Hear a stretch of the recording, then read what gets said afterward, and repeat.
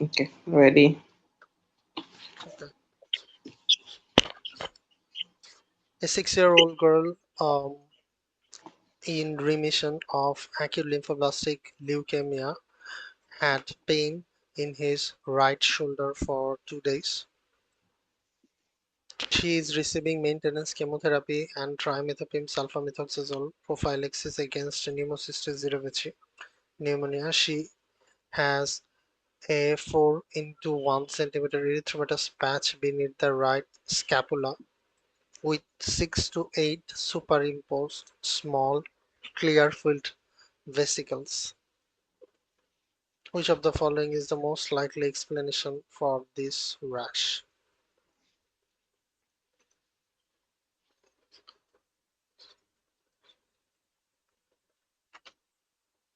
Okay,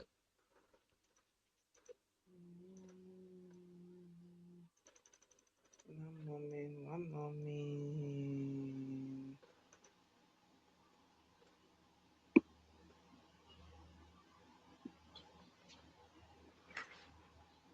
Okay. okay. Okay. Where is the thing? Oh, is C, herpes zoster. This patient immunocompromised and vesicular eruption is consistent with the activation of varicella zoster in the form of herpes zoster. Varicella zoster, also known as HHV3, is transmitted via respiratory secretions and direct contact with infected skin lesions. It causes two diseases, varicella and herpes zoster. Varicella causes chickenpox in immunocompetent children, which is characterized by a pruritic asynchronous rash with fluid-filled vesicles. These vesicles heal as prostate papules lesions are in various stages of healing. Varicella can cause encephalitis and pneumonia in immunosuppressed patients, such as individual being treated with chemo. Herpes zoster is caused by the recurrence of VZV after it has been reactivated from its dormancy in the dorsal root ganglion of a spinal nerve. It commonly presents as a unilateral dermatomal erythematous patch with overlying clear to yellow groove vesicles. It can be associated with neuropathic pain, which can precede and outlast the rash. However, postherpetic neuralgia is more common in elderly patients than pediatric patients. The thoracic spinal nerves and trigeminal nerve are particularly common distributions of reactivation.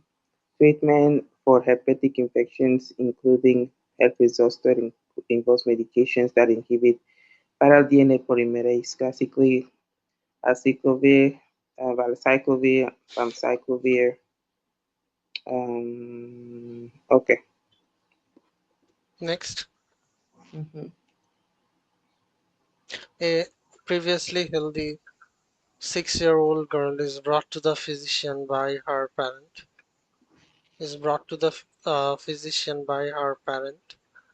Intermittent right knee pain for 2 months. The pain typically occurs in the morning and after naps. She has not had fever, rash, symptoms in any other joint. He plays soccer twice weekly.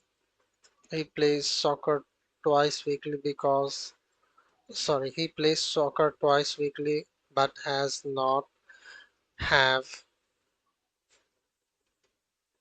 has not had any injuries. Her patients recall that she had sore throat for 2 days prior to the onset of the knee pain. There is no family history of osteoarthritis. She is at 25 percentile height, 70 percentile weight, above the 97 percentile BMI, temperature normal. Examination shows slightly bowing of the lower extremity.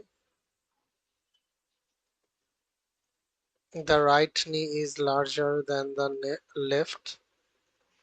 There is tenderness in the right knee to palpation. Range of the motion of the right knee is decreased. ESR is 45. Extra of the knee shows no abnormality. Which of the following is most likely diagnosis? Hmm.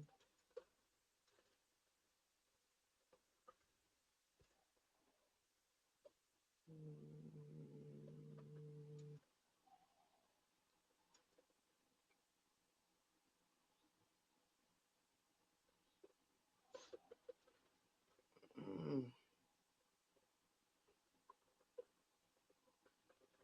Tenderness. Not fever, no rash. No, no. Ready? Yes, So it is juvenile arthritis. Juvenile arthritis or GIA occurs before the age of 16 and is a common rheumatic disease among children. The disease has an autoimmune cause and is characterized by joint pain and inflammation. Patients commonly exhibit extra-articular manifestations such as uveitis, lymphadenopathy, and rash. There are a variety of subcategories of GIA. For example, ligoarticular disease is characterized by the involvement of fewer than 5 joints, typically large joints such as the knee, and ANA positivity. Polyarticular disease characterized by involvement of greater than 5 joints, typically both large and small joints, such as interphalangeal joints, uveitis, and ANA titers. And systemic disease, also known as um, juvenile onset stale disease, characterized by variable joint involvement, rash, inflammatory tests such as ESR, wait, no, rash, quotidian fever, and serositis. Diagnosis is often difficult as is based on a combination of characteristic clinical findings and suggestive lab tests such as ANA, inflammatory factor, ACE, decytroglycinated peptide, and inflammatory tests such as ESR. There is no single confirmatory test for GIA. Treatment modalities include NSAIDs, disease modifying anti-rheumatic medications such as methotrexate and biological agents. It is not septic arthritis is most commonly bacterial and presents with rapid onset fever, joint pain, swelling, redness, then inability to bear weight, leukocytosis. Arthrocentesis will show gram stain and bacteria, will show bacteria on gram stain. Leukocyte will be greater or equal to 50,000 in it. No. It is not tibia. Vara refers to outward bowing deformity of the tibia, fibular tibia. Okay. It commonly occurs in children with vitamin D deficiency or Brown disease. It does not typically manifest with joint swelling. Um, okay. okay.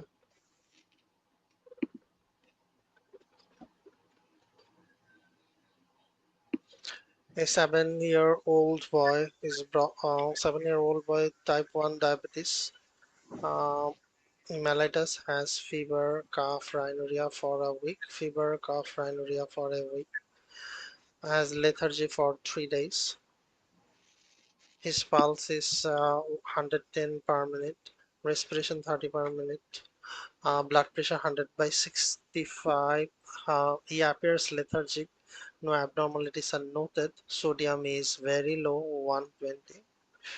Mm, chloride low slightly or normal. Potassium is high. Bicarbonate is low. Glucose is very high. And urea nitrogen maybe normal. Which of the following is the most likely explanation of the hyperkalemia? Uh, uh,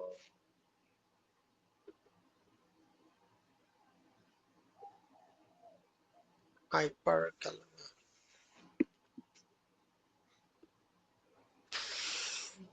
Oh, sorry. Ready?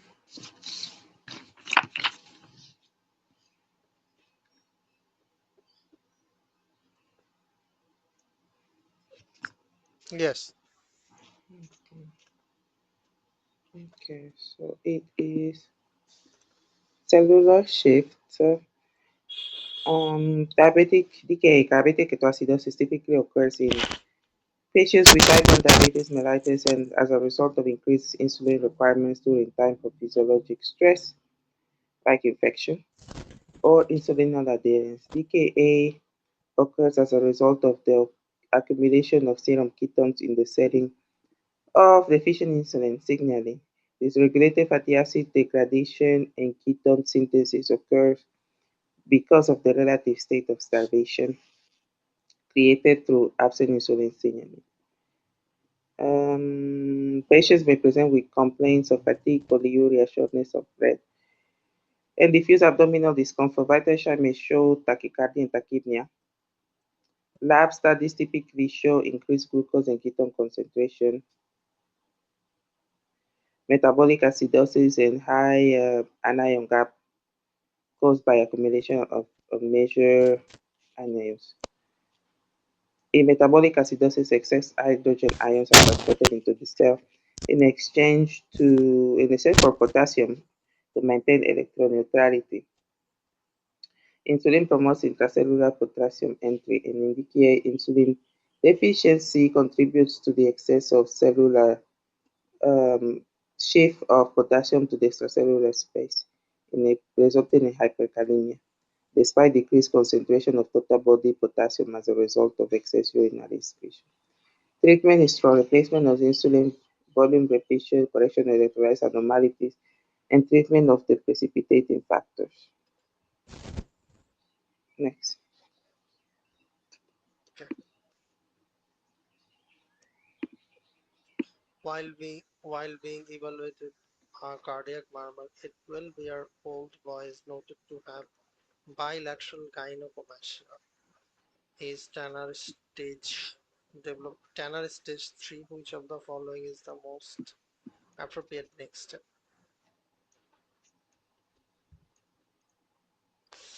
Ready? Wait.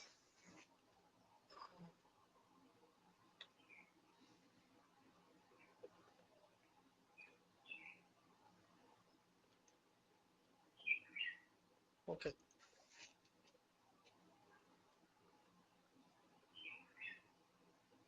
Mm, didn't read all the answer. I just went straight to the. Okay. Mm, okay. It is. Wait. Reassure him that this is normal.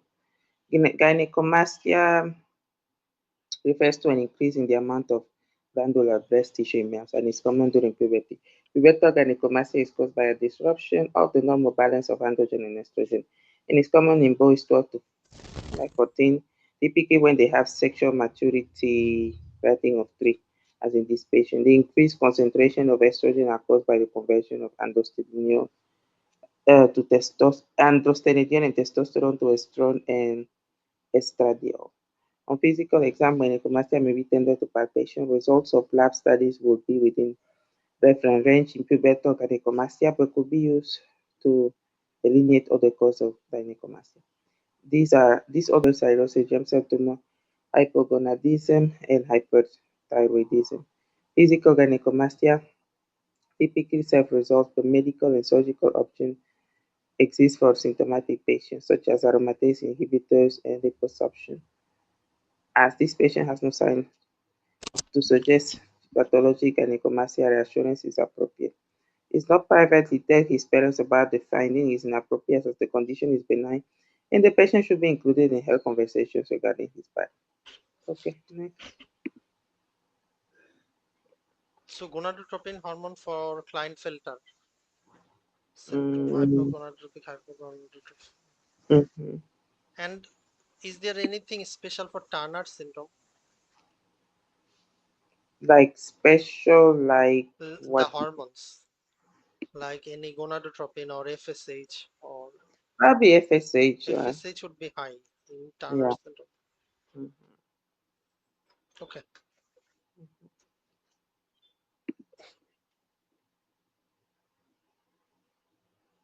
Is it melanoma or okay? Mm, Leave it. Next. A 4-month-old girl, a 4 month, not melanoma, no, okay, maybe. Uh, a 4-month-old girl is brought to the physician for well child examination. She is breastfeeding successfully, has been in good health. She is able to roll from her stomach to back. She looks around with curiosity, pulls, and orients to voice. Her parents are concerned about a lesion on her left thigh that has become darker since birth. The patient appears well. She is at 50th percentile for length and weight. Examination of the left thigh show the brown lesion in the photograph. The remainder of the examination shows no abnormality. Which of the following is the most likely diagnosis?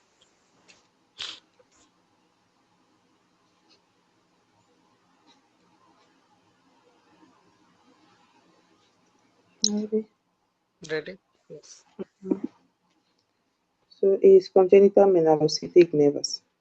Congenital melanocytic nevus (CMN) is a benign proliferation of melanocytes that is present from birth. Compared to normal skin within a nevus, the melanocytes are clustered into nests. Nests are either located in the basal layer or in the epidermis,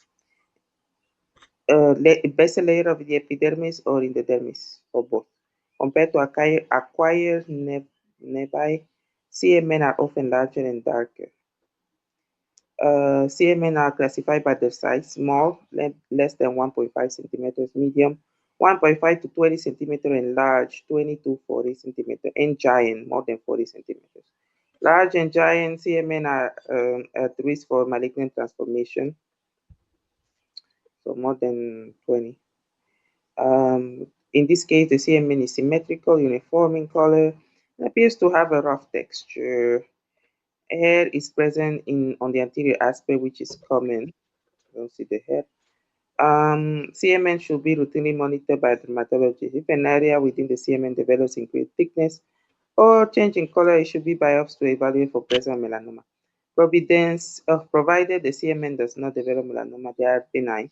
However, they can be associated with psychologic morbidity if they are located in cosmetically sensitive areas of the body, and depending on the size, complete surgical excision of large or giant CMN is usually impossible, but particularly bothersome areas may be excised to improve function in cosmetics.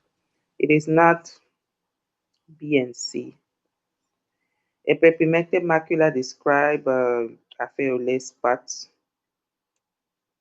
A cafe au lait spot is characterized by a tan to dark brown uniformly pigmented macula or patch often seen at birth or noticed in early childhood. This lesion, in contrast, is a dark brown plaque with presence of hair at the anterior aspect.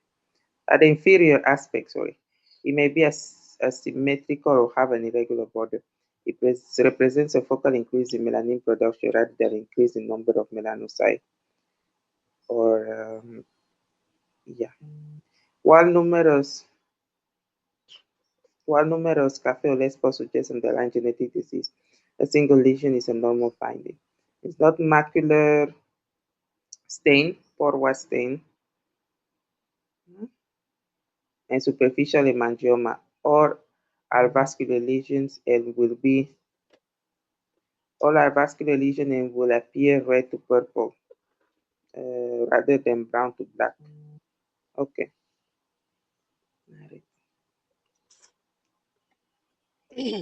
Next. A 6-year-old girl is brought to the physician because of scaly pruritic intertriginous area of the elbow and the knee that worsens in the spring and the fall. It often appears in conjunction with episodes of respiratory distress and wheezing. Treatment of which of the following is most effective short-term treatment of the rash?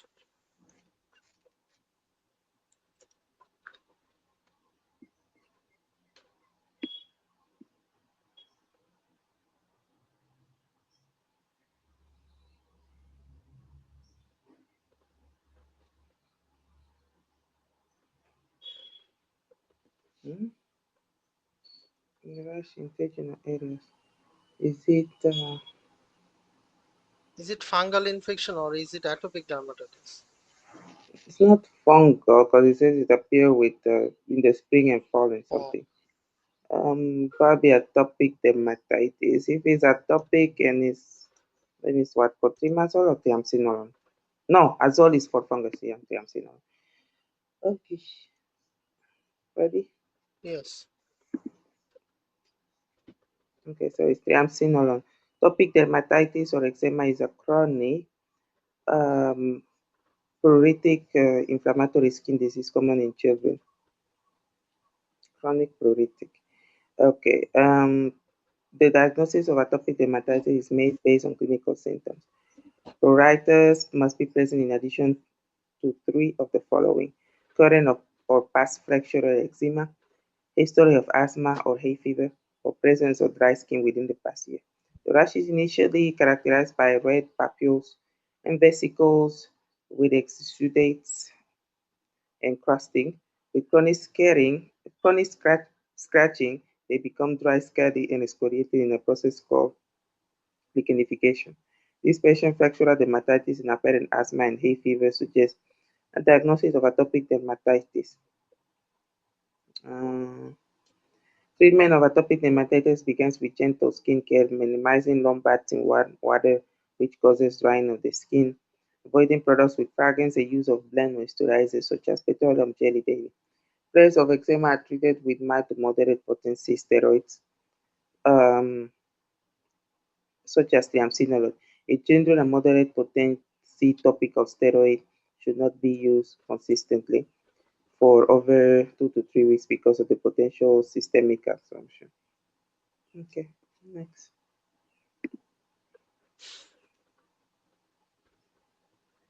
A 3 year a 3-year-old boy is brought to the physician for follow-up of examination 2 weeks after being 2 weeks 2 weeks after being treated for an ear infection. He has had recurrent ear infection, sinusitis, 2 episodes of bacterial pneumonia since birth. 2 episodes of bacterial pneumonia since birth. Over the past year, she has undergone 2 sets of tympanoplasty tube for otitis media. His mother is HIV negative. He currently takes no medication. He is at 25 percentile height and weight. Examination shown no abnormality except for an anterior cervical change lymph node. Which of the following is the most likely mechanism of the disease?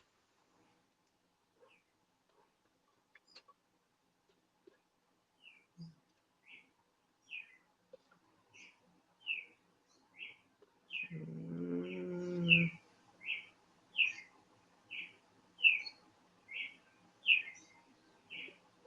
mm, oof, Jeez. Chemotaxis, neutrophils.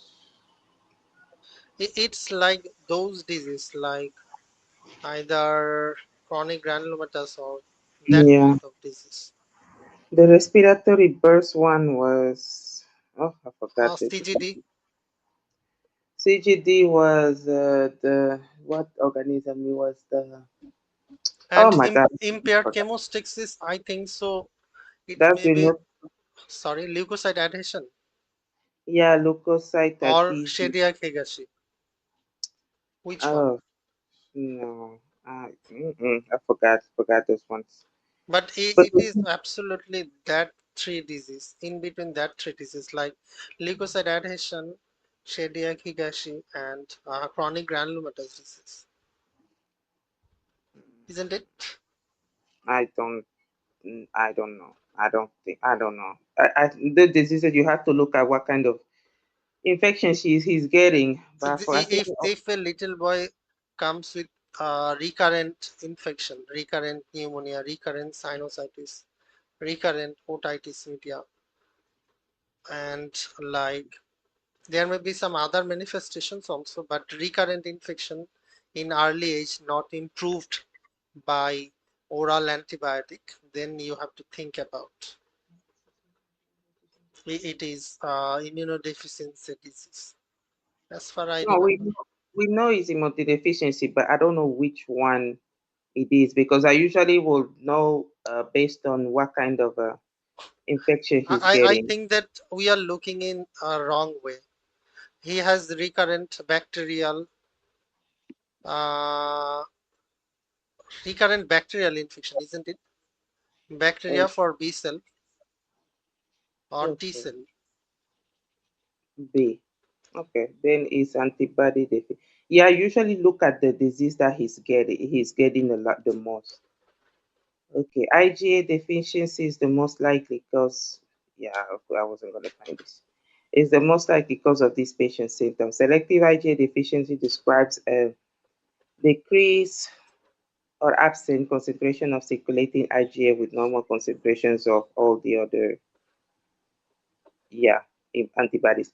IgA is critical for immune health and functions in two primary ways. First, IgA binds pathogen surface antigens, targeting them for opsonization, complement activation, and phagocytosis. Second, IgA coats mucosal surfaces and prevents colonization, adhesion, and invasion by um, bugs. Immunoglobulins are produced by plasma cells, which are terminally differentiated B lymphocytes. As a result, most causal deficiencies are hypothesized to be related to B lymphocyte abnormalities. Despite this, there is a clinical heterogeneity, whatever, in the severity of IgA deficiency. Some patients remain asymptomatic, while others suffer from recurrent pneumopulmonary infections, colitis media at this case. In younger patients with severe deficiency, failure to thrive is common. Anaphylactic reactions, this is usually what they give. Anaphylactic reactions to blood products such as plasma, which contain donor immunoglobulin, are classic but uncommon, as not all patients with IgA deficiency have reactions to blood products. Such severe reactions are most common in patients with undetectable concentrations of IgA.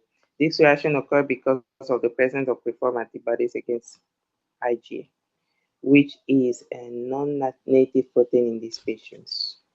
It is not the impaired chemotaxis describe several symptoms, one of which is hyperglobulinemia H syndrome.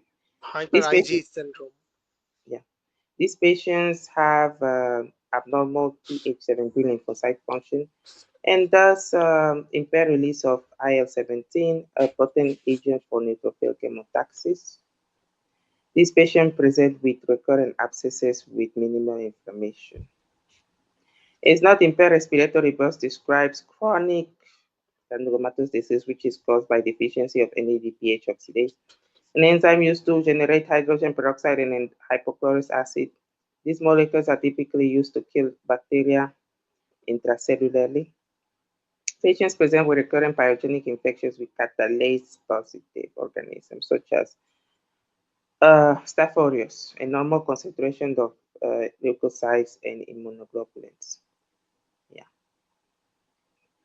Okay, so yeah, you have to look at what infection the kid is getting. Usually for CGD, they will give you the catalase positive, the whatever the catalase organism to lead you to CGD. For IG, I do not remember how they give you the questions. Um, but yeah, but And this guy, mhm, and if splenectomy or sickle cell disease, then the shine um, organism, Streptococcus the pneumococci, shine organism, yes. And if it's the T lymphocyte dysfunction, they'll give you virus and viral, fungus and fungal. all these things. Yeah. Yeah, they will give you the virus and fungus. Here, the kid, it was bacteria. So the only thing that made sense, bacteria for B cells antibodies. Okay. Next.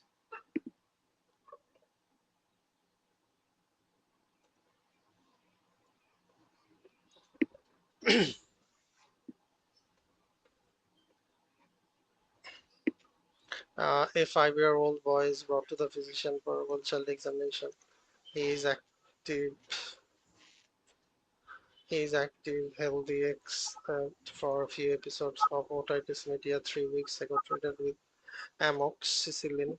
His parents immigrated from Vietnam. His diet consists mainly of fruits and vegetables. He occasionally eats fish and chicken, but no red meat. No red meat.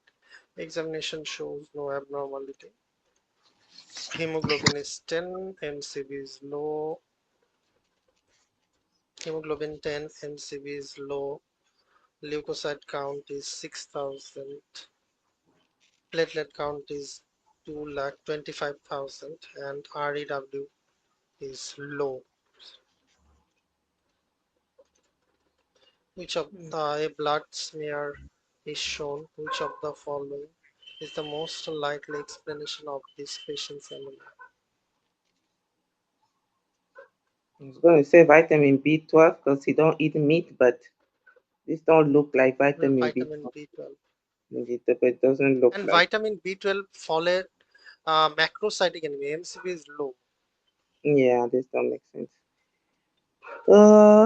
She had an infection.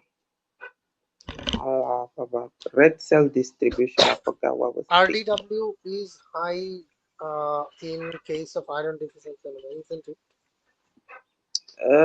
Had the red cell distribution. I forgot. But that's the only thing that makes sense. Decreased synthesis of globin chain. That would be like Thalassemia, sickle cell. Oh, so thalassemia. Maybe thalassemia also has MCV low, but low. yeah. The key is the And RCD. vitamin B12 is not possible in here Yeah, because yeah, yeah. MCV is low. It's And not it possible. is not ITP, antibody-induced autoimmune hemolysis. I think that You, thalassemia. you think it's thalassemia. You think it's the In key. thalassemia, hemolysis, asplenia, liver disease, teardrop cell. What is it? Okay. It, I think the key yes, here is the RC, the RDW. RDW. I think that it makes a difference between thalassemia and iron Yes, deficiency. But I don't know which one has red cell distribution with its RDW low. is high, red cell distribution wide. What does it mean? Yeah. It It's means different cells of different sizes. yes, I think it is found in IDA. idea. IDA needs different idea, so But they here get is low. It's low. It's not high. yes, as it is low, so it looks like It's thalassemia. thalassemia. Yeah. Okay, I cannot delete this one. I don't know why. Okay. Let's see. Yeah, is decreased synthesis of globin chains. Yes, Okay, as the in target cell, we missed that thing. what is it? Uh, look at look at some of the No. picture. It has target Okay. cell. Yeah, no, I That would not what have. I am talking about, and I said the wrong. Like target cell No. is whole, Oh, okay. Oh, hemolysis, asplenia, liver disease, and thalassemia. But I told you it is teardrop. teardrop cell. It is not teardrop cell. Teardrop cell found in I think so myelofibrosis Okay. or hairy cell leukemia. Hairy cell teardrop. Okay, These are let's symptomatic. Mhm. sorry. No, sorry, I was reading. You go ahead. You were Okay, saying something? no, Okay. I'm These are talking to symptomatic. myself. Okay, These are symptomatic child with anemia, microcytosis, and low RDW, who is Asian heritage, most likely has either alpha or beta thalassemia minor. Thalassemia is characterized by decreased synthesis of globin chains. Normal adult hemoglobin is known as 2 alpha 2 beta hemoglobin A and is made of 2 alpha globin chains and 2 beta globin chains. There are 4 alpha globin alleles and 2 globin alleles. Mutations in one or two alpha globin alleles or one beta globin allele cause thalassemia. Um, Thalassemia trait is common in Asia and presents with mild microcytic anemia. Features include the presence of target cells on peripheral blood smear, picture of, yeah, a low RDW, which indicates that most erythrocytes are of the same size, with little variation, and persistent microcytosis. Iron concentrations can be measured to rule out iron deficiency. Other cell lines, including platelets and white blood cells, should be normal. Hemoglobin electrophoresis can be used to distinguish alpha and beta thalassemia minor. There is no treatment required for minor, as the resultant anemia is usually not severe. Iron deficiency anemia is common cause of anemia in menstruating women, strict vegan and vegetarian, and those with chronic bleeding, GI bleeding, celiac disease. It commonly presents with microcytosis, although often with a mean corpuscular value that is higher than what is seen in thalassemia, and an increased RDW indicating release of premature erythrocytes, which are larger from the bone marrow. The measurement of serum iron and ferritin are used to make the diagnosis. Okay, next.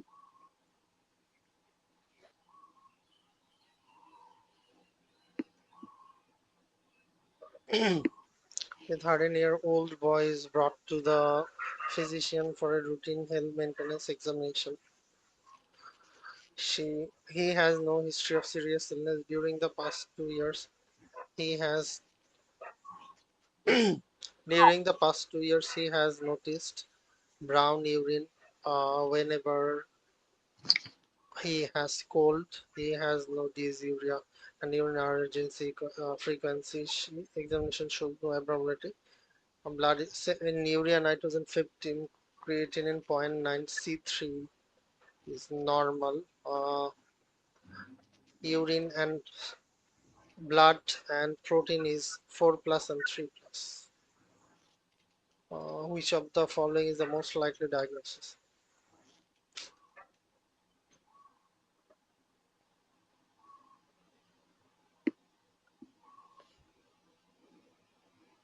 Ready?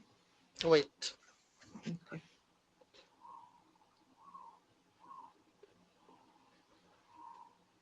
it is nephritic syndrome, isn't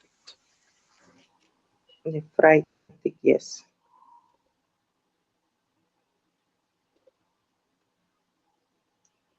Okay. Okay, so it's, oh, did I pass it? IgA nephropathy. IgA nephropathy or Berger. I was confused. Okay, Berger, BER is IgA nephropathy, and Burger, BUER is thromboarthritis. Okay, got it. Is a type of nephritic syndrome resulting in episodic gross hematuria, often following an upper respiratory or GI infection. Nephritic syndrome typically presents with acute kidney injury with associated hematuria, red blood cell counts, and hypertension. On urinalysis, there will be a significant quantity of RBCs, possible RBC class, and subnephrotic range proteinuria. Serum complement concentration, including C3 and are 3 typically plus, normal. how it is subnephrotic range protein? I don't understand. Yeah, don't worry about that. As long as you see the blood, you know it's nephritic and not nephrotic. So it is Yeah, that will. so we can differentiate IgA from PSGN via C3.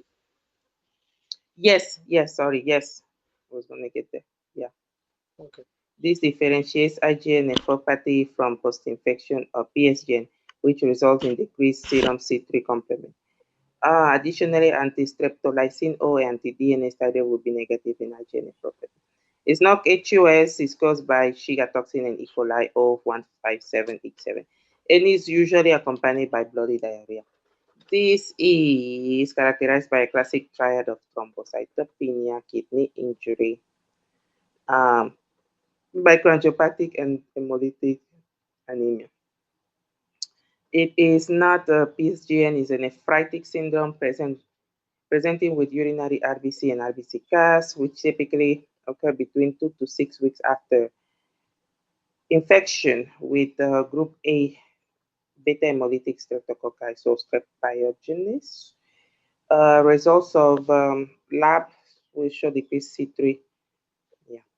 So PSGN usually occurs like weeks after the infection, and IgA usually call like days after the infection. Actually, that's how I remember it also. Okay. But in the clinical picture, there is no such infection. No, yeah, she said he has an infection 2 days ago. Two, Oh, never mind. Don't worry about that. Don't worry about that. I read this part plenty of time. Don't worry about that. But usually that's they usually Yes, bring something I like know. that. Yes, Respiratory you're tract right. You're infection. right. You're right. Never Yes, mind. Okay, so I read it wrong. Because that's I why didn't. I I was very confused. How it is IgA nephropathy. Okay, didn't C3. okay, next. A 13-year-old girl with cystic fibrosis. A 13-year-old girl with cystic fibrosis is brought to the physician because of 6 month history of progressive difficulty and breathing. Her mother says that her daughter's hands and feet have approved. Sorry, her mother's appeared swollen during this period. Her temperature is 98, pulse is 98, respiration 30 per minute, blood pressure 124 by 84. Examination shows dusky nails in the bed and clubbing of fingers and the toes. There is nasal flaring and moderate intercostal retraction. Bilateral crackles and rhonchi are heard on auscultation. S2 is loud and split. And the second left intercostal space, the liver edge is palpated 5 cm below the right costal margin. And the splenic tip is palpated 1 cm below the left costal margin. There is bilateral pitting edema over the dorsum of the hands and the feet.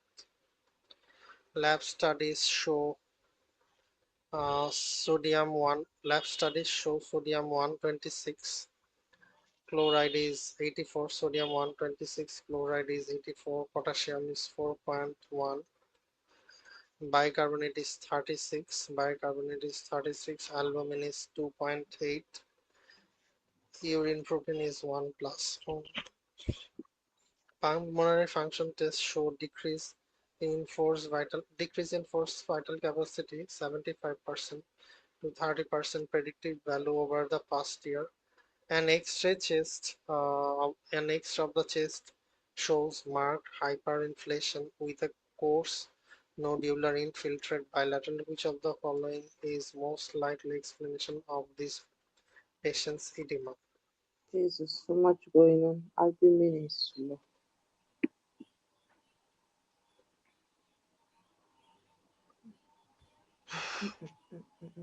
Mm, pulmonary.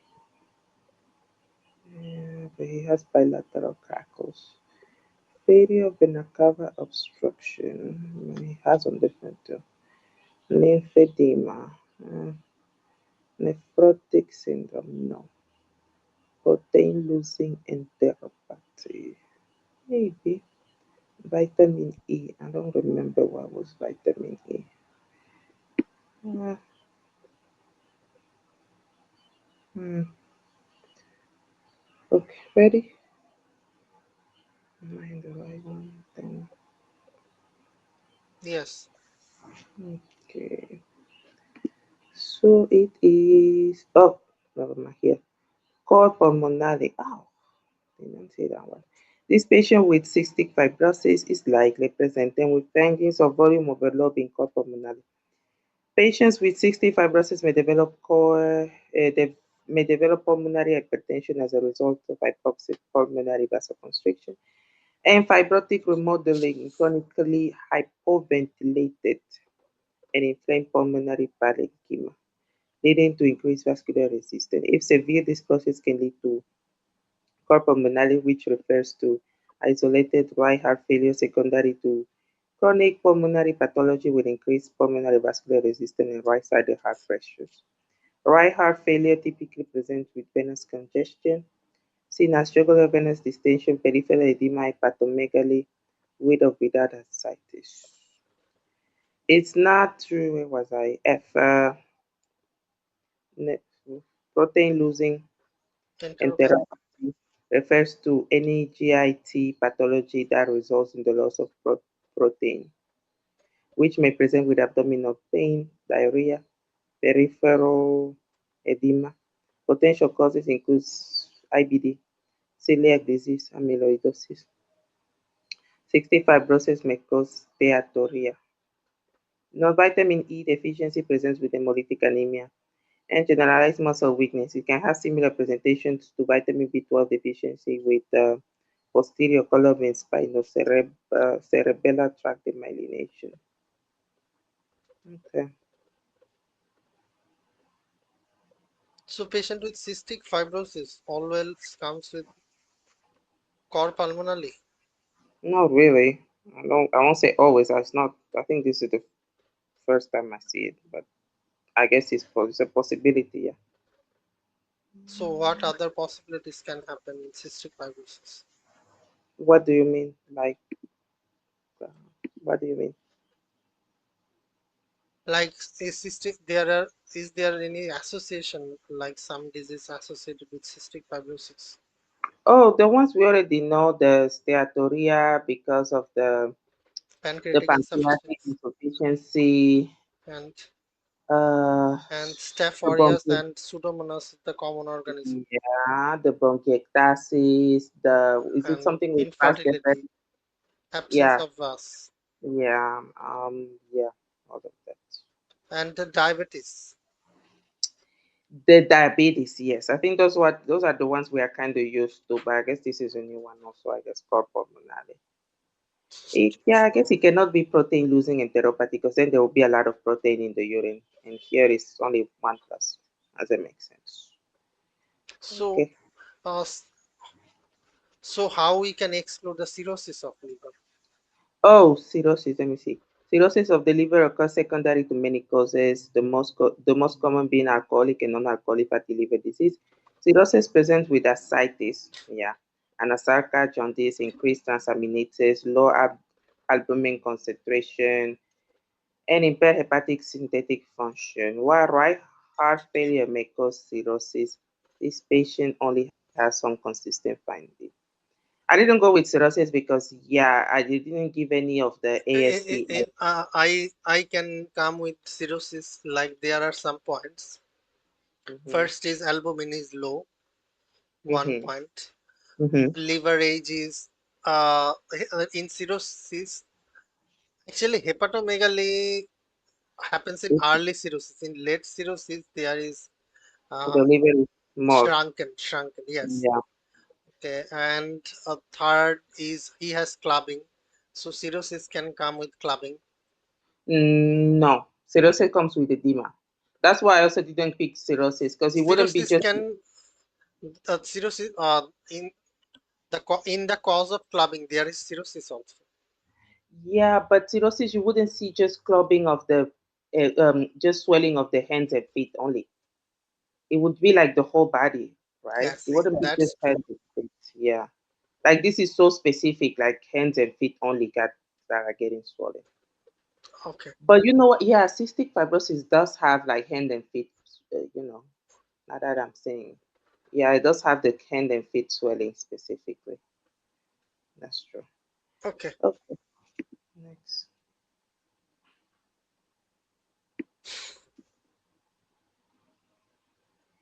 A 12-month old infant has a large posterior frontally, tongue, large posterior frontally, tongue, and a hypotonia. He was born at 38 weeks of gestation. Pregnancy and delivery was uncomplicated. Apgar score is 7 and 9 and 1 to 5 minutes respectively. Which of the following is the most likely mechanism of this?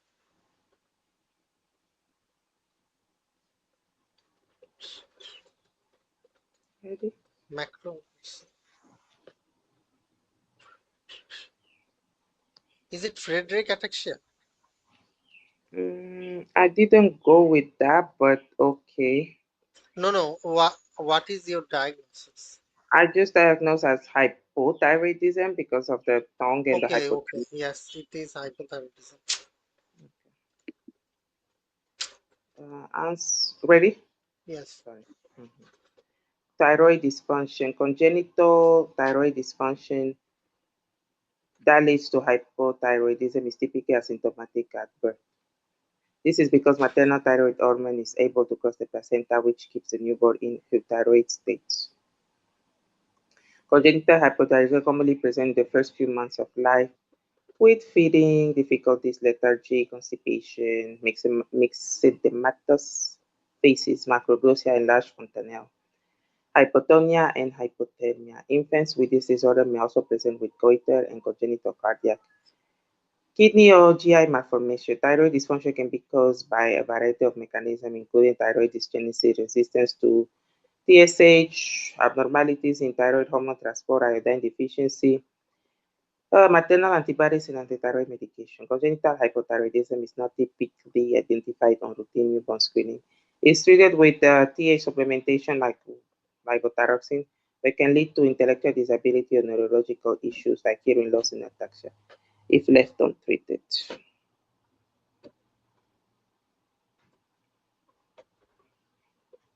Okay, next. yes.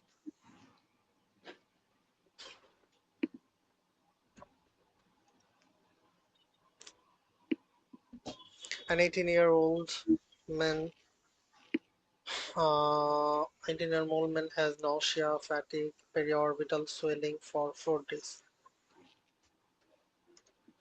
The swelling is worse in the morning. He had tonsillitis 2 weeks ago, resolved after treatment with penicillin.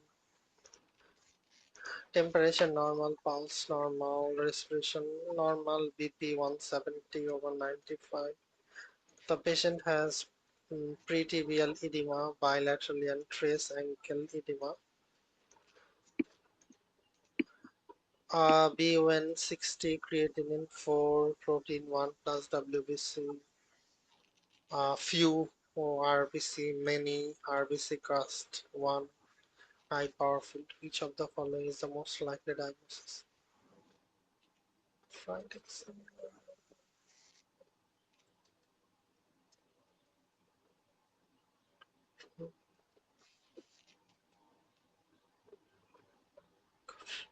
Cerebral obstruction, acute renal failure.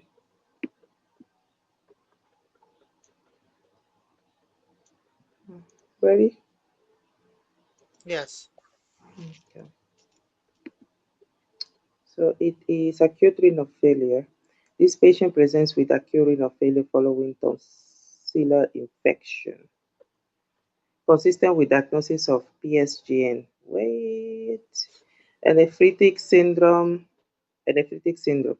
PSGN typically occurs between 2 to 4 weeks following an acute infection with strep pyogenes, like impetigo, pharyngitis, tonsillitis. Oh, that's new. Appropriate treatment of the strep infection with antibiotic does not reduce the likelihood of developing PSGN. PSGN is caused by a type 3 hypersensitivity reaction with the kidney deposition of immune complexes and complement. Patients typically present with dark colored urine, hypertension, and peripheral and periorbital edema. Urinalysis typically show red blood cell counts. The diagnosis is confirmed with kidney biopsy, which shows enlarged glomeruli on microscopy, bumpy irregularity on the glomerular basal membrane on immunofluorescence, and subepithelial immune complex deposition on electron microscopy.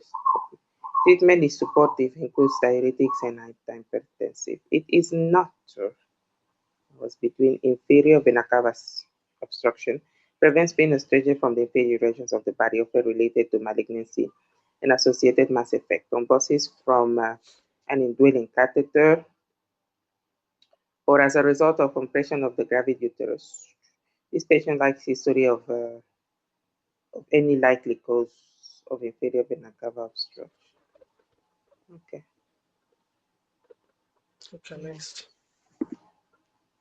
A 4-year-old girl is brought to the physician by her mother because of vaginal bleeding for 12 hours.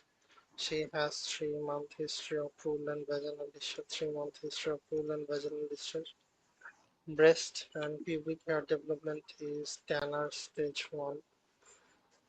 Mm, Examinations show purulent bloody discharge on her underwear. Which of the following is the most likely cause?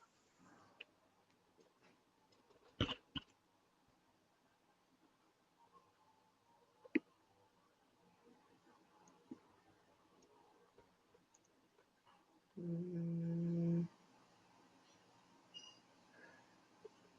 3-month history of purulent. Menarche.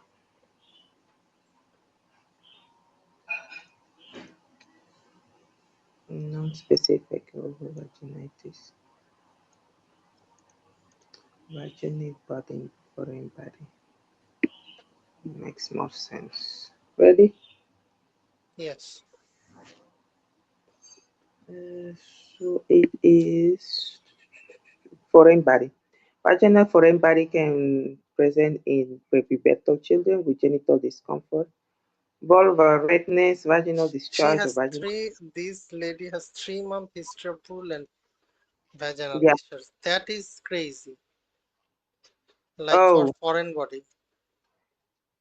oh, because he was there and he was just, you know, getting, yeah. Okay, He was there for 3 months and he was just like getting bad, I guess. okay. The most common foreign body is toilet paper, but yeah, it's toilet paper, so I don't think she will feel it there. But Yes, other objects such as small toys, bars, and coins may be inserted because the child's, curiosity. Diagnosis with visualization of the vaginal wall, saline irrigation, or examination under anesthesia may be required. Treatment requires removal of the foreign body. It is not, where was I? C or E, I guess. Vulvovaginitis involves the overgrowth of Candida, bacterial vaginosis, or Trichomonas vulvovaginitis.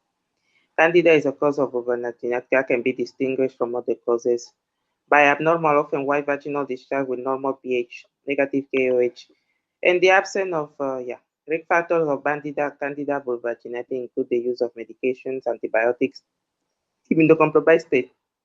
We will be enlightening in this patient. And it's not tumor, can include squamous cell carcinoma, melanoma, adeno, whatever. Rhabdomyosarcoma is rare, aggressive malignancy formed by muscle cell. It is found in children and can present as a genital urinary mass with hematuria, urinary tract obstruction, abdomen, okay, and protruding vaginal mass. Okay, next.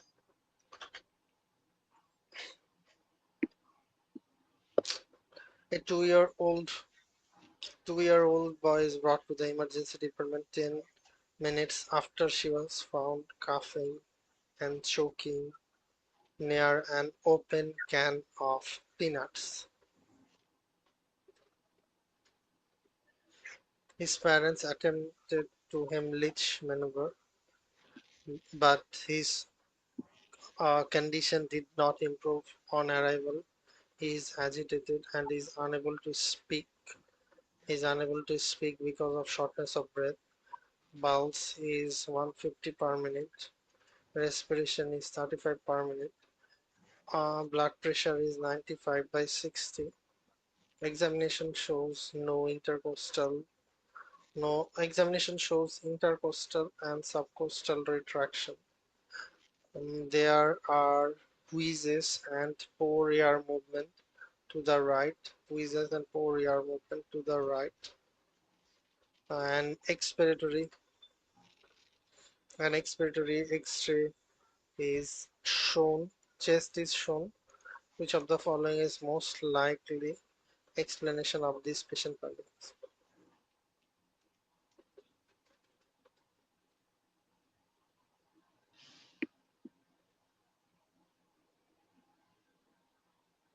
Ready?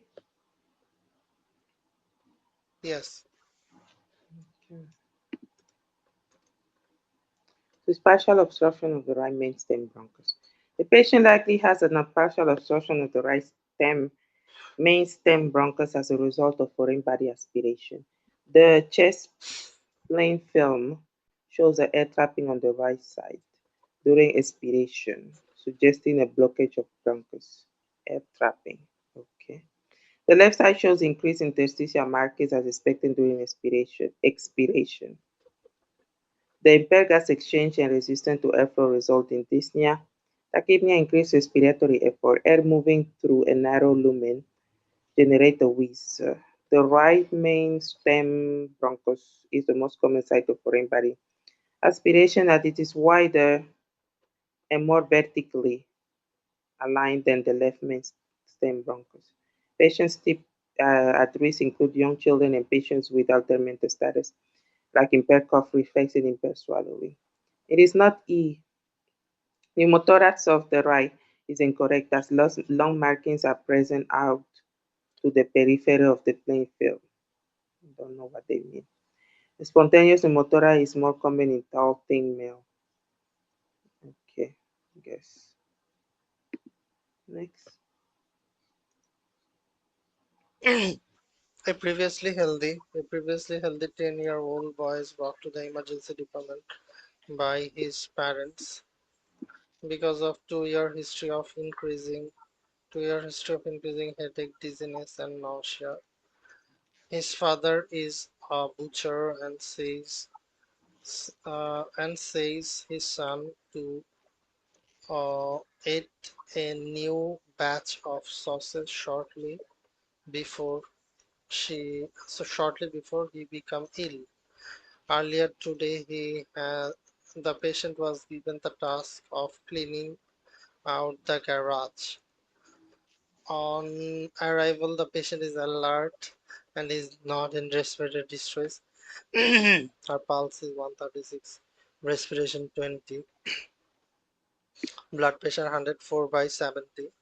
Pulse oximetry on the room air shows oxygen saturation 73%, that increases to 80%, oxygen saturation 70% that increases to 80% when 15-liter oxygen is administered via face mask.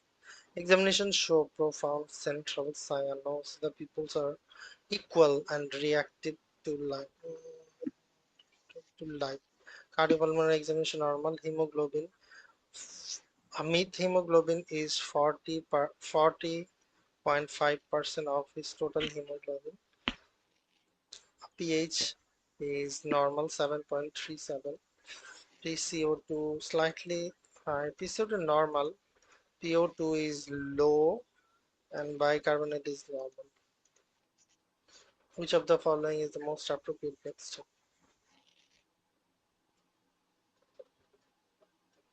Wait.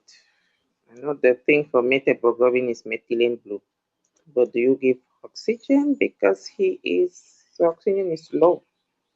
He is Maybe. already getting oxygen, 15-liter Oh, he's oxygen. already getting oxygen. Okay. But his saturation has not improved, even if he is getting oxygen. So, Oh, oh, I thought he has him. Okay, okay. Ready? Oh, what's happening? yes, Yeah. yes, Okay. yes. So it's methylene blue.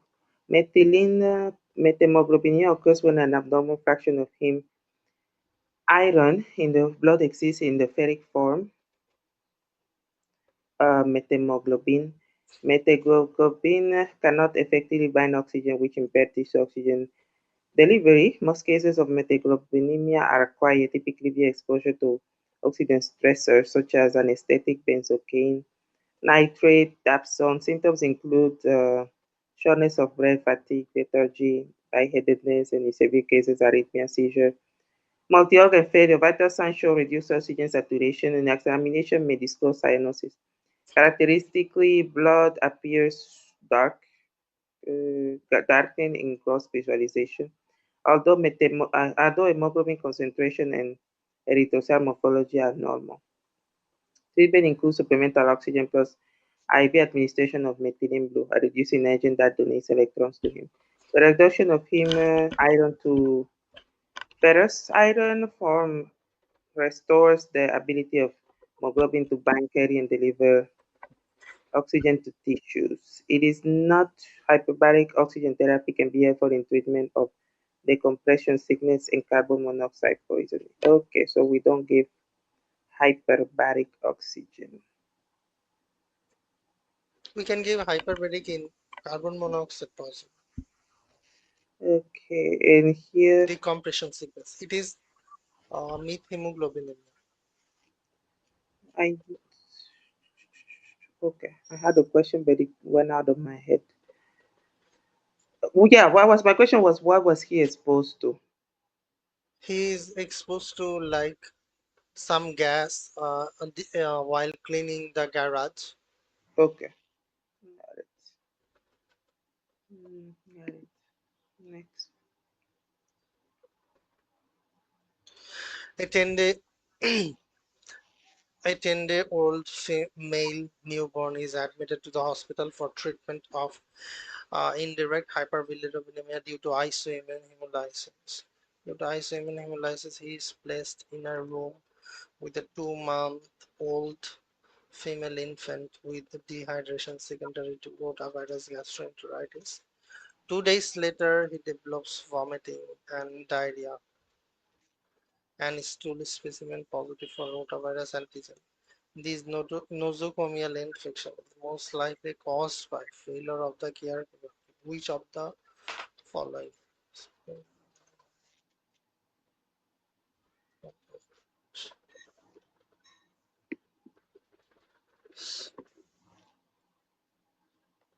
Ready? Yes. Okay. So it's observe hand washing techniques. Observation of proper hand washing techniques is the most effective strategy to limit the spread of nosocomial enteric viral pathogens. Viral shedding in the stool can occur prior to the development of symptoms and potentially allow asymptomatic patients to become vectors for disease. Additionally, viral shedding in the stool persists until after the resolution of symptoms. Alcohol-based hand sanitizer are not as efficacious as removing enteric viruses from the hands or other commonly touched surfaces. Although cleaning agents that utilize bleach are effective, it is likely that the 10-day-old newborn acquired rotavirus infection after caregivers came in contact with the surface contaminated by feces of the 2-month-old infant, and then touched the younger child without washing their hands properly. Spread of the enteric viruses can be reduced by simply performing routine hand wash, which typically involves rubbing the hands together with soap for at least 20 seconds. Individuals often neglect to scrub the entire surface of the hand despite an adequate duration of hand washing. It is not observing gown and glove precaution is an important part of preventing the spread of certain bacteria and viruses, and contact precautions are often instituted in instances of viral gastroenteritis. However, proper hand washing should always occur before and after donning and doffing gown and gloves. Okay. Okay. Can you give me a 5-minute break? Yes, you Okay. can.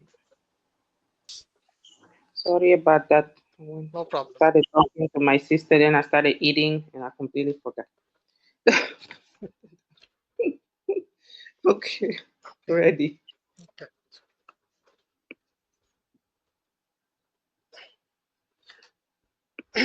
A previous uh, a previously healthy 17-year-old boy comes to the physician because of fever and enlarged lymph node for 3 weeks. He has had 9 kg weight loss over the past 2 months. He has 6 to 8 loose stool daily for 4 weeks. His temperature is 39 degrees Celsius. His temperature is 39 degrees Celsius. Pulse 80 per minute. Respiration 30 per minute. Examination shows dry skin. There are bilateral 2 centimeter lymph node. There are about two bilateral 2 centimeter lymph node in the neck, axilla, and groin. The lungs are clear to auscultation. The liver age is palpated 1 centimeter below the Coastal margin, 1 centimeter below the coastal margin. The splenic tip is palpated 7 centimeter below the left coastal margin. Lab studies shows hemoglobin 10. Lab studies shows hemoglobin 10 gram per deciliter. Leukocyte count 2100. Leukocyte count is low, hemoglobin low. Segmented neutrophil is high. Lymphocyte 18%, monocyte 2%. Platelet normal. IgA, IgG, IgM. Probably high, isn't it? IgA is normal, IgG and IgM are high. Okay, IgG. Okay. Although they Which are of the called, following is most likely diagnosis?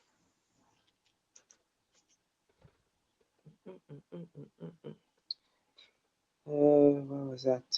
Thymus, enlarged lymph nodes, fever, blue stools, and splenomegaly. Okay, so it's not virus. I forgot what was the difference between those common B variable. and T cell. Oh, B oh, you were talking about B and common variable and X-linked Bruton Sagama globulinemia. common variable and X link. Uh, yeah, I think one has T cell and the other one doesn't. I Both are forgot B it. cell deficiency. Oh, both are B cells. Never mind it. I think it was the age that made the difference. Severe was is this one? The severe was in the babies.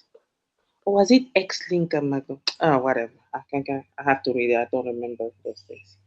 Okay, ready? Wait, 1 second. I forgot X link. X link was in boys. X link. Ah, the severe was in the babies. I think. Common variable. Common variable. Okay, Okay. So it is HIV infection. Is this answer right? Okay. This patient with generalized lymphadenopathy, fever, weight loss, diarrhea.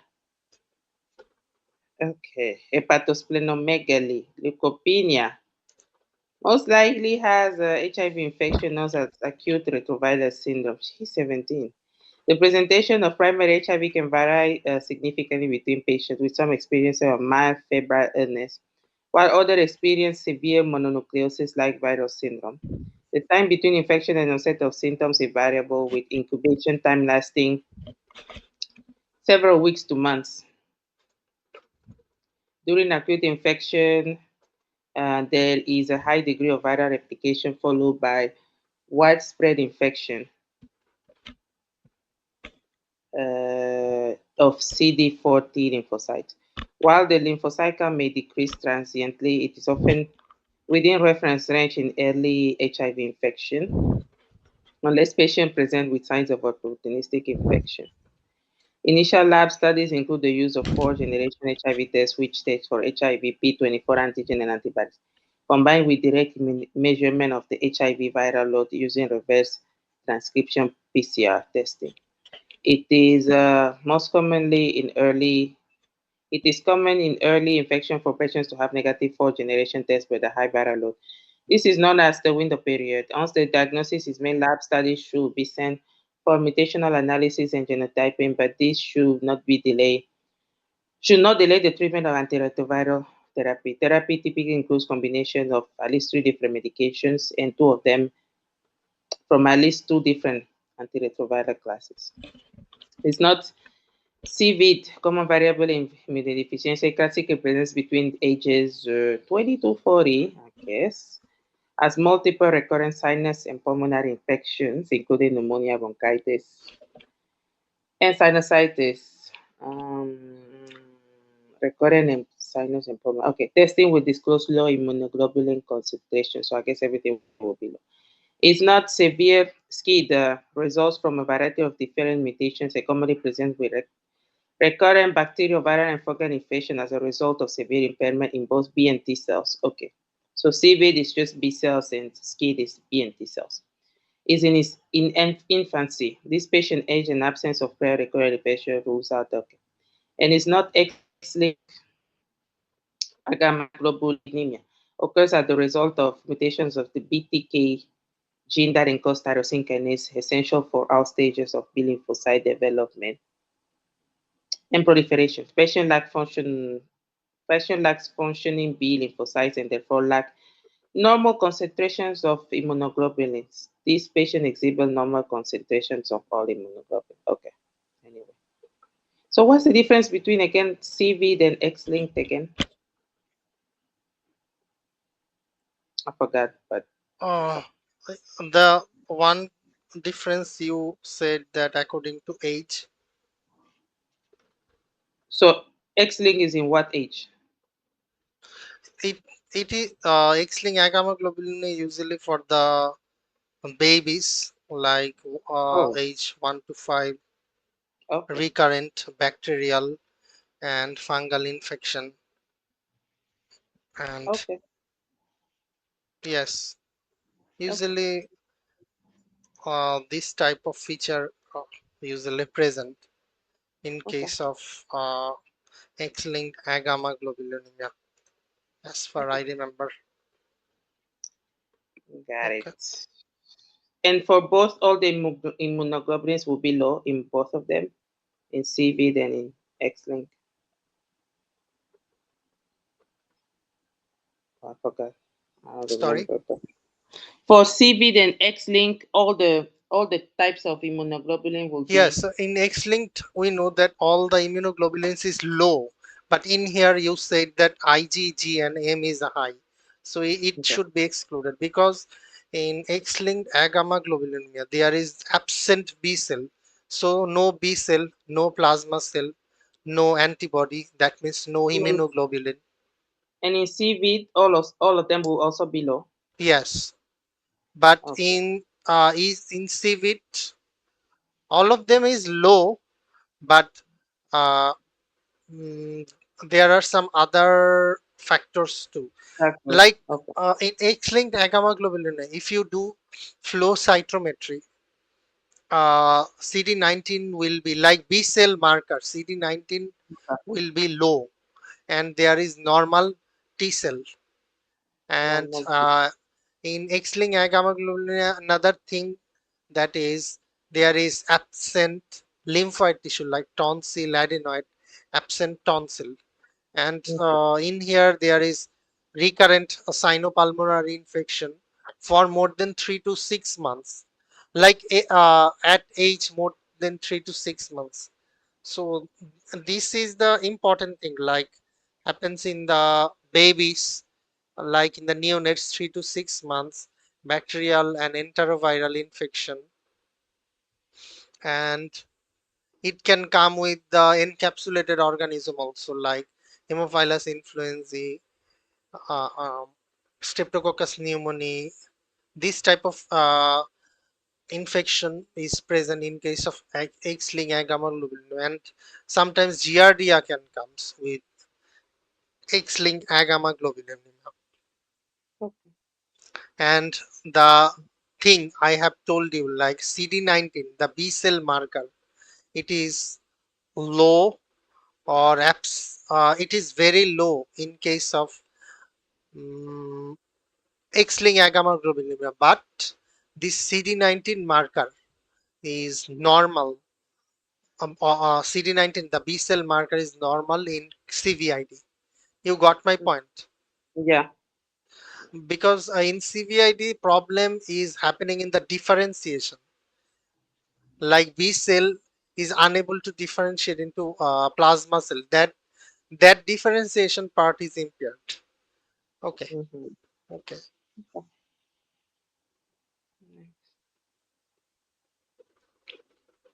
Okay. Sorry. I should read. I forgot that I should. Oh,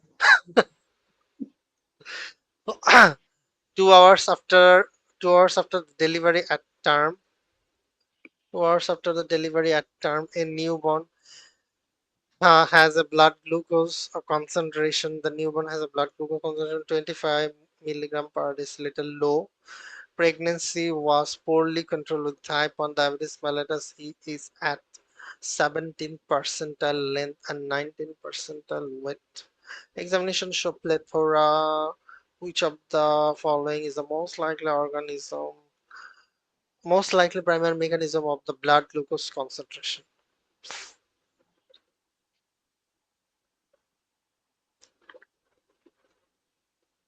Ready?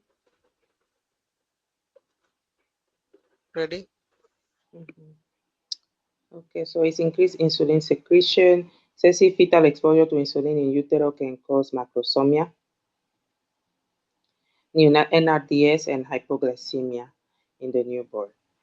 HPL, human placental lactogen produced by the placenta, increases maternal insulin resistance. This leads to concentrations of to increase concentration of glucose in the maternal circulation and subsequently the fetal circulation. Fetal hyperglycemia in turn causes the fetus to produce excess insulin with a consequent decrease in the rate of gluconeogenesis. The insulin then acts as a growth factor, leading to macrosomia.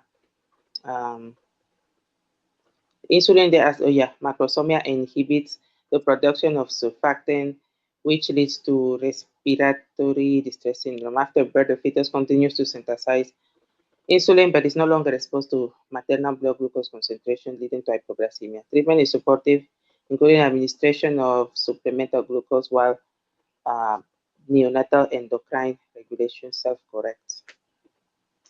Okay, next.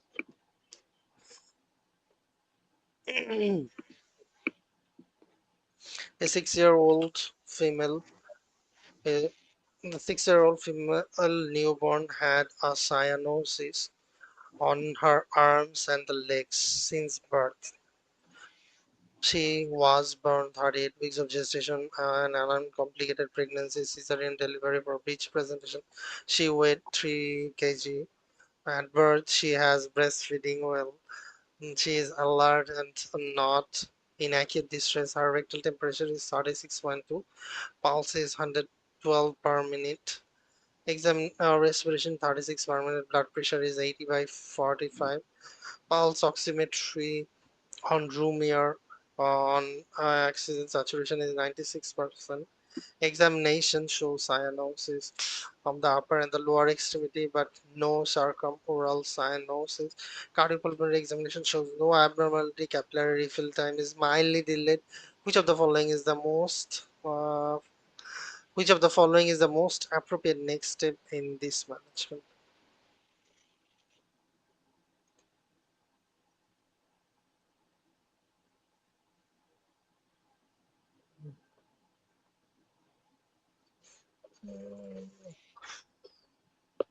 Hmm,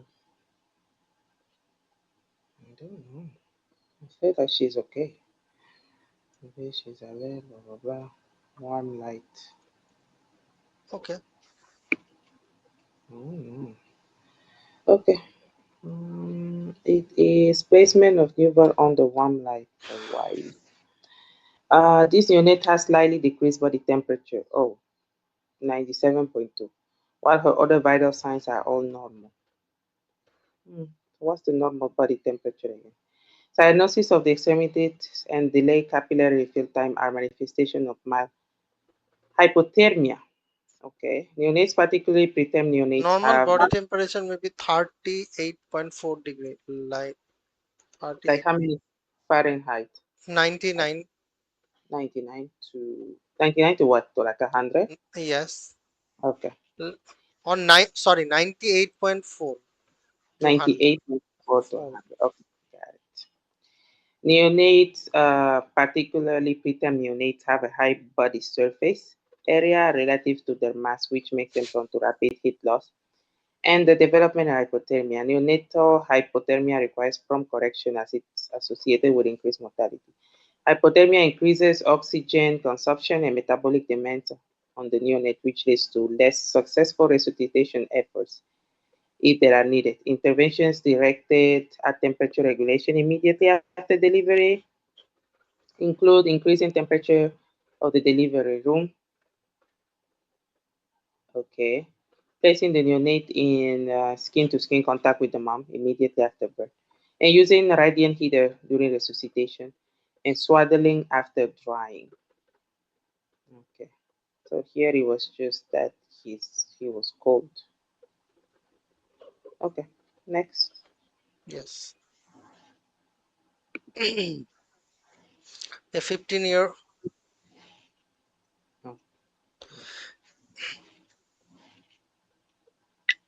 a 15-year-old boy is brought to the emergency department because of 2-day history of fever and increasingly severe headache and malaise. He has a history of recurrent pneumonia. The last two episodes 2 years ago. His family is immigrated to the USA from Mexico. On arrival, he is salmonella but arrived. His temperature is 39.3, 102.8 Fahrenheit, pulse 120 per minute, respiration 34 per minute, blood pressure 146/94. Examination shows nuchal rigidity. Crackles are heard on the left lower lung field. On mental status examination, he is oriented to person. He is oriented to person but not place and time, and lumbar puncture is performed. A lumbar puncture is performed. CSF analysis. Opening pressure is high, 340. Opening pressure is high.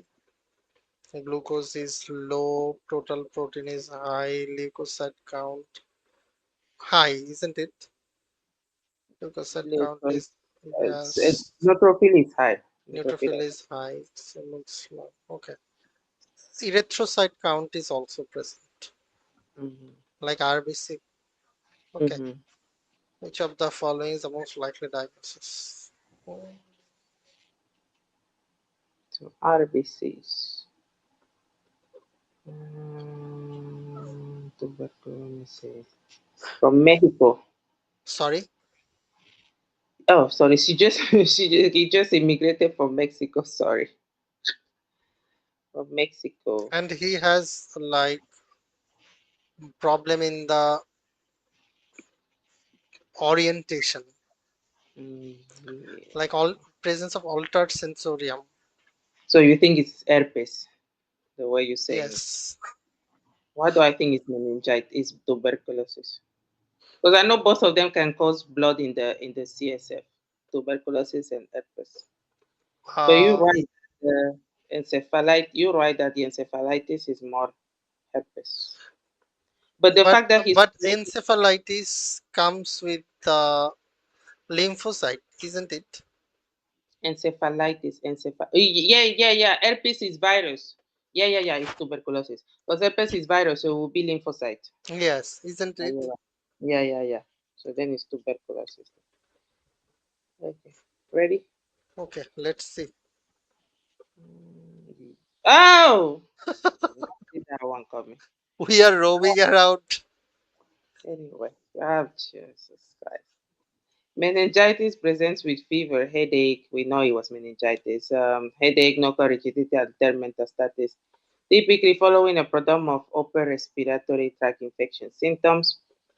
Although it can also be concomitant with another infection, it is caused by bacteria, viral, or fungal. Although bacterial pathogens are cause the most acute and severe illness. Physical exam will commonly show positive Kernig or Brzezinski sign indicated for meningeal irritation and can also disclose focal neurologic symptoms or signs of increased intracranial pressure, such as hemiparesis, 6 cranial nerve palsy.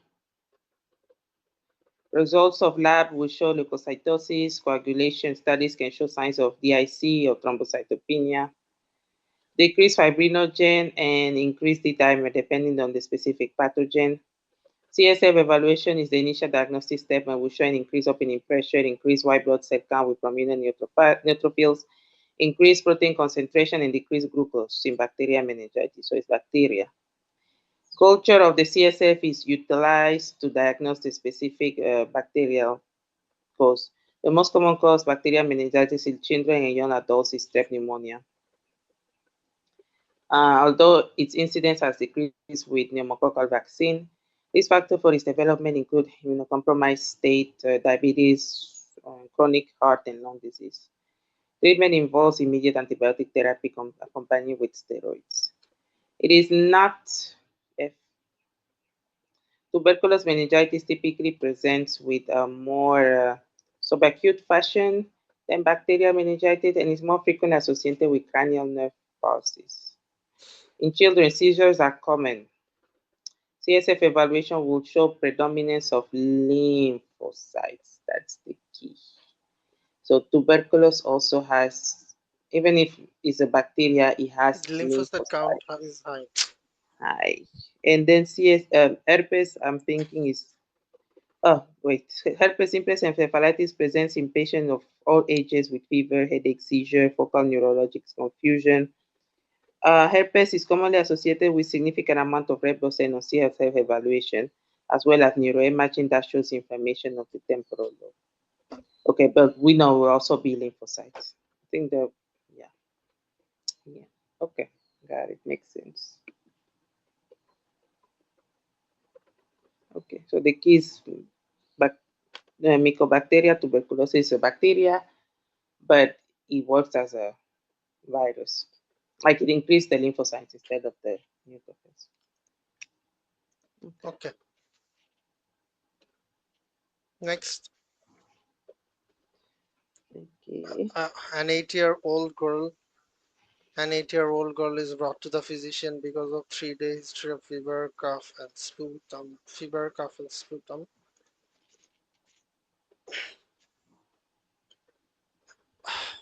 Examination at birth showed abnormalities. She has history of respiratory illness since infancy. Temperature is 99.5 degrees Celsius. Pulse is 100 per minute. Pulse oximetry on the room here shows and oxygen saturation is 84%. Oxygen saturation is 84%. Examination shows clubbing, circumoral cyanosis, uh, hyperextended chest. There are diffuse bronchi bilaterally and end expiratory wheezing.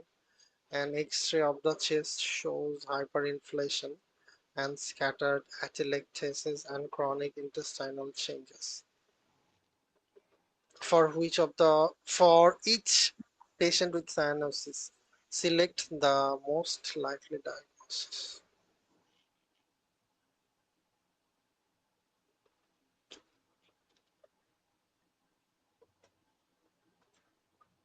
Hmm.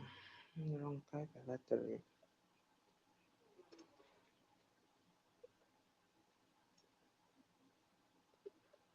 Ready? No, one moment. Yes. Congenital heart disease, we write the left shunt. No, miss. Respiratory problem from infancy. Idiopathic pulmonary hypertension. No, he wouldn't show wrong guy. Persistent pulmonary hypertension. Okay. Yep, ready. Sorry, ready. 21 is cystic fibrosis. Cystic fibrosis is autosomal recessive disorder caused by defect in the CFTR gene leading to deficiency in a chloride channel that secretes chloride in the lungs and GIT and reabsorbs chloride in the swing gland. This abnormal chloride transport causes decreased chloride and water secretion and increased water reabsorption, leading to abnormally viscous mucus. The thick mucus in the GIT contributes to pancreatic insufficiency, steatorrhea, malabsorption, leading to deficiency of fat-soluble vitamins, ADEC. In the lungs, the disease manifests as recurrent pneumonia, especially with Staph aureus and Pseudomonas. Repeat antibiotic exposure increases the risk for colonization with resistant organisms. Obstruction and destruction of the airway leads to hypoxemia, air trapping, and bronchiectasis.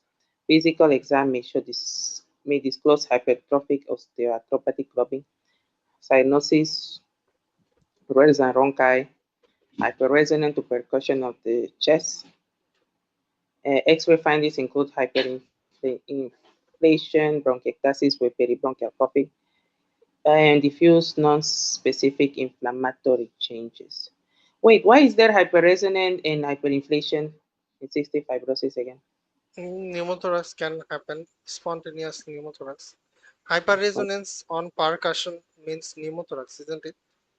Okay, so hemothorax can happen in cystic fibrosis. Yes. Okay, okay, next.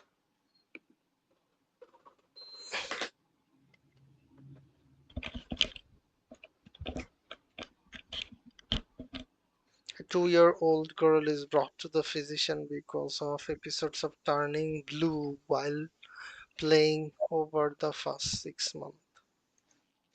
Turning blue while uh, playing over the first 6 months. The episodes are increasing over the past month occur most often when she is agitated. She was born at term and weighed 3.3 kg. She had a normal diet for age. She is 25 percentile for height and weight, temperature normal, pulse 100, respiration 26, blood pressure 80 by 60, pulse oximetry shows her room air oxygen saturation is 87%, lungs are clear to auscultation. There is a heave at the left sternal border, a grade 3 by 6 harsh systolic murmur at the left sternal border radiates to the axilla. 3 by 6 harsh left sternal border and radiation to the axilla and X-ray of the chest show decreased pulmonary vascularity with a prominent right ventricle. Okay, which of the following is the most likely diagnosis?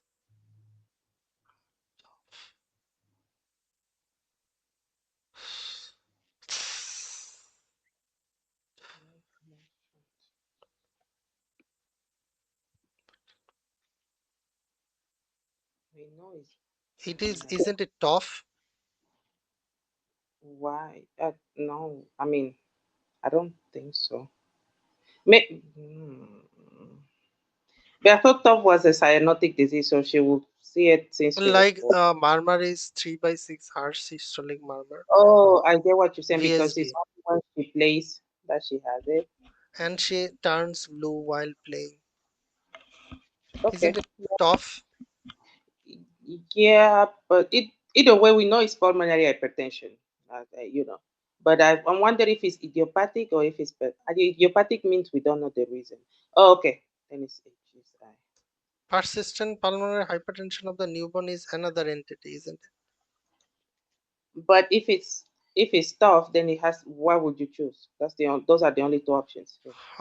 Congenital heart disease, right to left shunt. Oh, that's what you're trying to say. But Right, why would wait, left to right. VSD is left to right shunt, isn't it? yeah, but I don't think this is the moment of PST.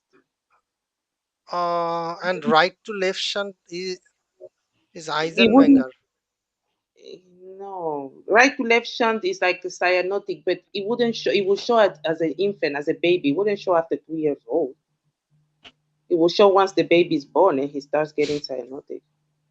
Or Maybe. no, maybe you're Prob right. Maybe, I don't know. Okay, let's see. Okay, let's see. So it is. Oh, It's you were the right. It's congenital heart disease with right to left shunt. You is right. Okay, see. Congenital heart disease refers to a spectrum of disorder caused by structural deformities of the heart and great vessels during embryonic development. Heart and okay. These disorders are often subdivided into cyanotic and non-cyanotic types, depending on the direction of blood shunting. Cyanotic and non-cyanotic. Okay. Structural heart defects that result in a inflow of the oxygenated blood from the pulmonary to the systemic circulation, right to left shunt. Classically present with cyanosis, respiratory distress, hypoxia, tachypnea, tachycardia, and hypotension, generally within a few days of birth. Oh, that's what I want. Common culprit lesion includes truncus arteriosus, transposition of the great vessels, tricuspid Treasure, tetralogy of Fallot, and total anomalous pulmonary venous return. Left to right shunting occurs with VSDs, ASDs, and PDAs. The chronic additional influx of blood into the chronic additional influx of blood into the pulmonary circulation can result in pulmonary hypertension.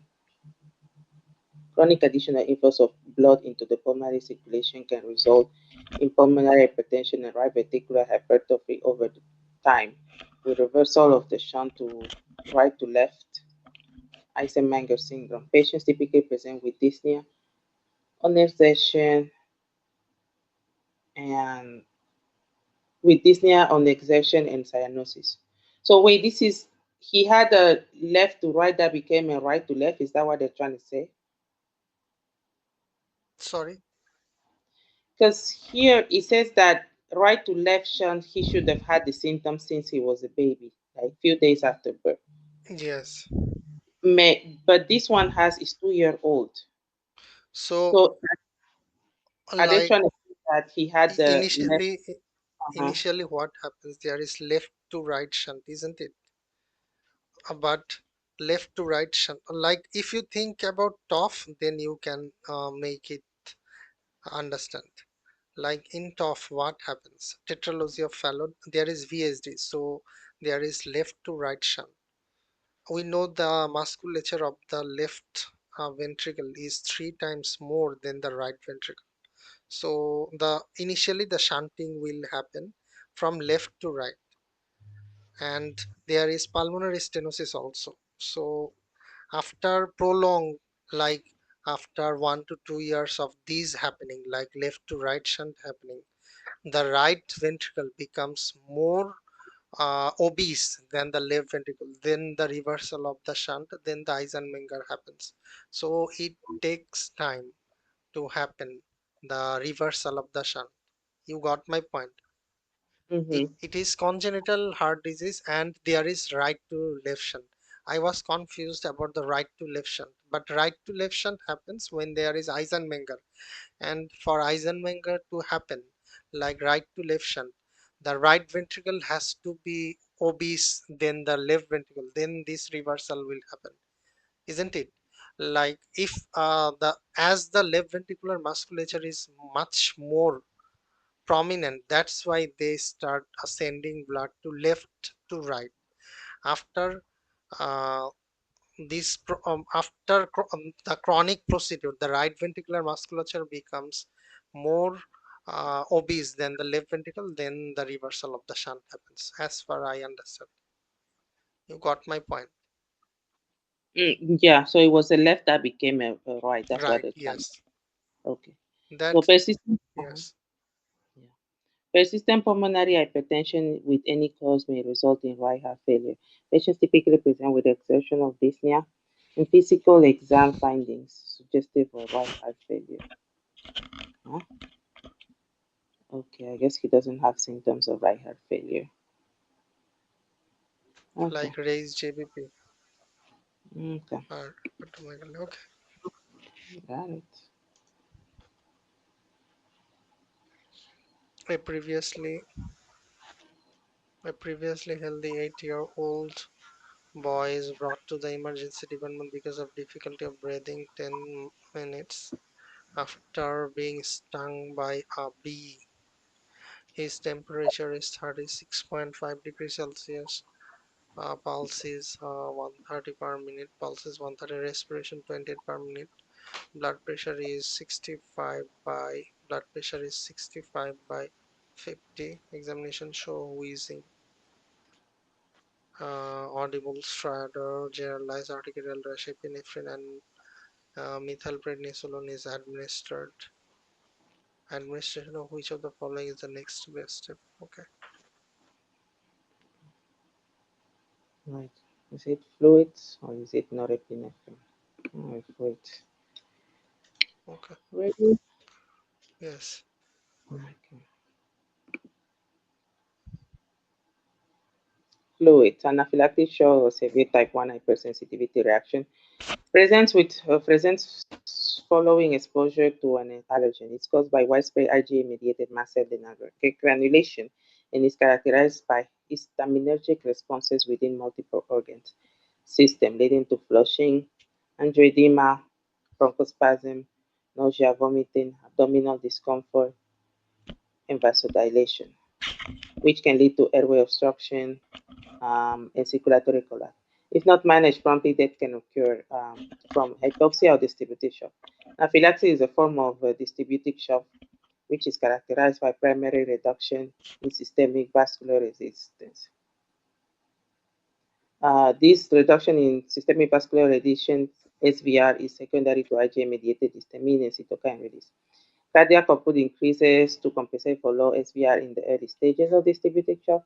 If the inciting state is not appropriately treated, further decompensation can occur, resulting in progressive hypotension and insufficient perfusion with associated end-organ damage. After administration of epinephrine, fluid resuscitation should be initiated to increase intravascular volume to support adequate organ perfusion.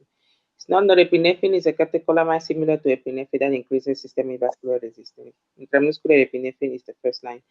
Therapy for anaphylaxis. Other vasopressors can be considered if the patient continues to be in shock despite maximal epinephrine and fluid resuscitation. Okay, next.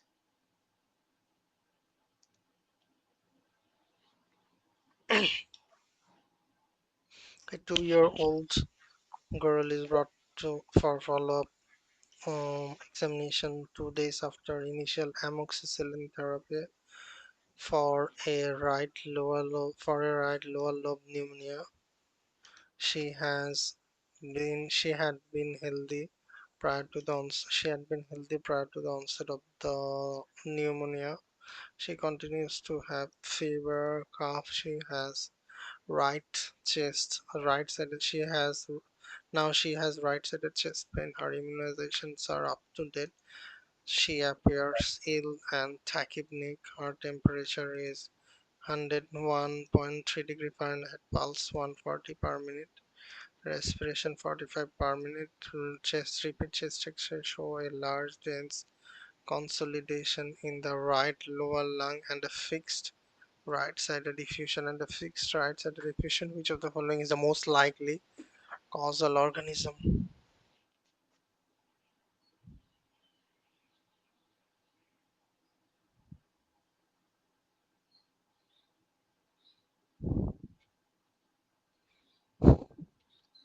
Hmm,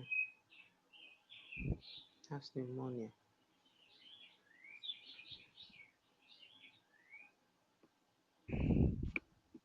Oh, no. Pneumonia. Is like mm, from Does, 6 months to sorry does say hemophilia causes pneumonia? hemo. Yes, can Hemophilia. Hemophilus influenzae. Oh, no, no, it's not, because she said all her immunizations are up to date, so it cannot be hemophilus. Okay, so it must be staph. 'Cause so the monas causes pneumonia, but it's in like people with like like cystic fibrosis and Oh, all that. yes. And He, entero he has previous she had been healthy prior to the onset. yeah. Usually, after viral infection, the bacterial one is staph. Is there any viral infection? No, it doesn't say. And I don't know what enterobacter causes. I don't know what is that. And then Mac, I feel like that's too much. You know, Okay, I don't know. let's see. Staph can happen. Yeah, it's probably stuff. Yeah. Pneumonia in patients under age 5 is a common cause of morbidity and mortality worldwide. Causative organism in the pediatric population depend on the age of the patient. In neonatal period, patients are at risk for infection from microbes present in the vaginal canal, including Strep agalactiae, Klebsiella, E. coli, Listeria. In patients between ages 2 to 5, viral pneumonia is most common. Bacterial pathogen includes Strep pneumonia, Haemophilus influenza, and Staph aureus. The risk for Haemophilus type B infection is reduced in patients that are up to date with immunization. Staph aureus commonly presents with expresses beta-lactamase, which confer resistance to beta-lactam antibiotics such as amoxicillin. Okay. And combination therapy with beta-lactam or beta-lactamase inhibitor, amoxicillin carboconate, is recommended. Pneumonia may be complicated by parapneumonic effusion, which should be evaluated by thoracocentesis. And let me see, Enterobacter, gram-negative facultative anaerobe that makes up normal gut flora. It's associated with skin and soft tissue, urinary tract, and rest infection, especially in immunocompromised patients. It would be unusual cause of pneumonia in this otherwise. Okay, okay, I remember. And it's not no, Mycobacterium avium intracellularly, non-tuberculous acid-fast bacillus that may cause pneumonia when organisms are inhaled from the environment. Severe and disseminated disease can occur in immunocompromised patients. Staph aureus is more common cause of pneumonia. Okay, okay, next. A 16-year-old boy who plays soccer has an acute onset fever, malaise, and pain in his lower extremity. He is unable to walk. He appears ill. His temperature is 39 degrees Celsius. He has limited movement of the lower extremity and swelling point tenderness over the proximal medial lower leg. There is no overlying contusion or break into the skin. His hemoglobin is 12 gram per deciliter. Leukocyte count is 14,000. ESR rate is 60 millimeter of mercury. A technetium 99 bone scan show uptake at the metaphysis of the tibia. Which of the following is most likely diagnosis?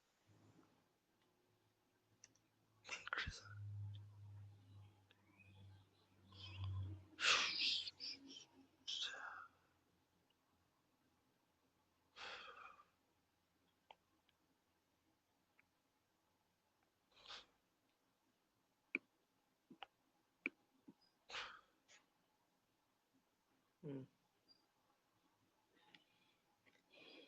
okay, ready? Yes. Okay, so it is. Oh, acute osteomyelitis. Osteomyelitis is an infection of bone and bone marrow and typically presents with acutely, subacute, or chronically from direct inoculation or hematogenous spread from a distal site. Acute osteomyelitis is more common in children and is most often caused by infection by Staph aureus. Risk factors include traumatic inoculation injury, diabetes, peripheral vascular disease, intravenous substance use, and prosthetic devices or indwelling hardware. Patients typically complain of pain, difficulty bearing weight, and overlying redness. Laboratory study may show leukocytosis and increased inflammatory markers. Imaging typically shows localized osseous erosive changes. Bone scintigraphy with radiograph titanium 99 may show increased uptake in the area of infection. Why? It's not septic arthritis results from bacterial infection of the synovial joint space. Most commonly Staph aureus. The affected joint demonstrates pain, swelling, redness. Arthrocentesis indicated in evaluation of monoarticular erythema and swelling to evaluate septic arthritis, which characteristically shows purulent synovial fluid more than 50,000. Um, yeah, leukocyte count. Okay. Physical exam will disclose a tender, red, and the matose joint, which is not present in this case. Wait, what does he have? He has a Osteomyelitis. He has fever. There are some key points. Like he has fever, one, and osteomyelitis usually happen in the metaphysis of the tibia. And in the metaphysis of the tibia, there is increased uptake of technetium 99 scan. Due to inflammation, maybe there is increase in uptake, and there is pain, swelling, tenderness. These all goes for osteomyelitis, and leukocyte count is high. I ESR mean, is high. The pain, swelling, tenderness, the leukocyte count, and I think that's also for septic arthritis. I don't think that's. Yes, these can come with septic arthritis also. I think that I But just keep septic arthritis, there is no specific area of the bone where septic arthritis usually happen. Like yeah, metaphysis of the tibia, they have specified the word metaphysis. Metaphyseal involvement happens in osteomyelitis, osteosarcoma. You got my point. yeah. And septic Metaphysics. arthritis comes with there is swelling. Okay, we can't ignore it. There is Yeah, the swelling. key here was just the metaphysis that you say, and the 99 scan thing. Yes, because in septic arthritis, usually we do the arthosynthesis, not Yeah, yeah. Okay.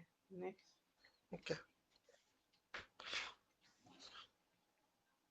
A 6-day-old girl is brought to the physician because of vomiting for 2 days. She has not had fever. She was born at term. She was born at term following an uncomplicated pregnancy, labor, and delivery. Results of newborn screening are pending. She was discharged at the age of 1 day. She is exclusively breastfed and is feeding every 3 hours. She is at 50 percentile for length and head circumference and 50th percentile for weight. She examination showed generalized jaundice. The liver is enlarged and firm. Her serum total bilirubin is 14 with direct component is 8. Test of the urine reducing substance is positive. Which of the following is most likely diagnosed? Direct.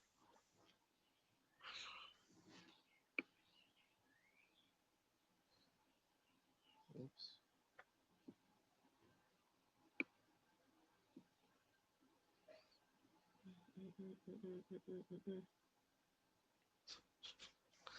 Reducing substance.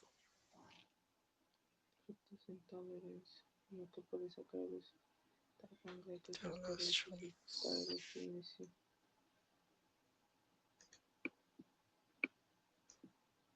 I don't know.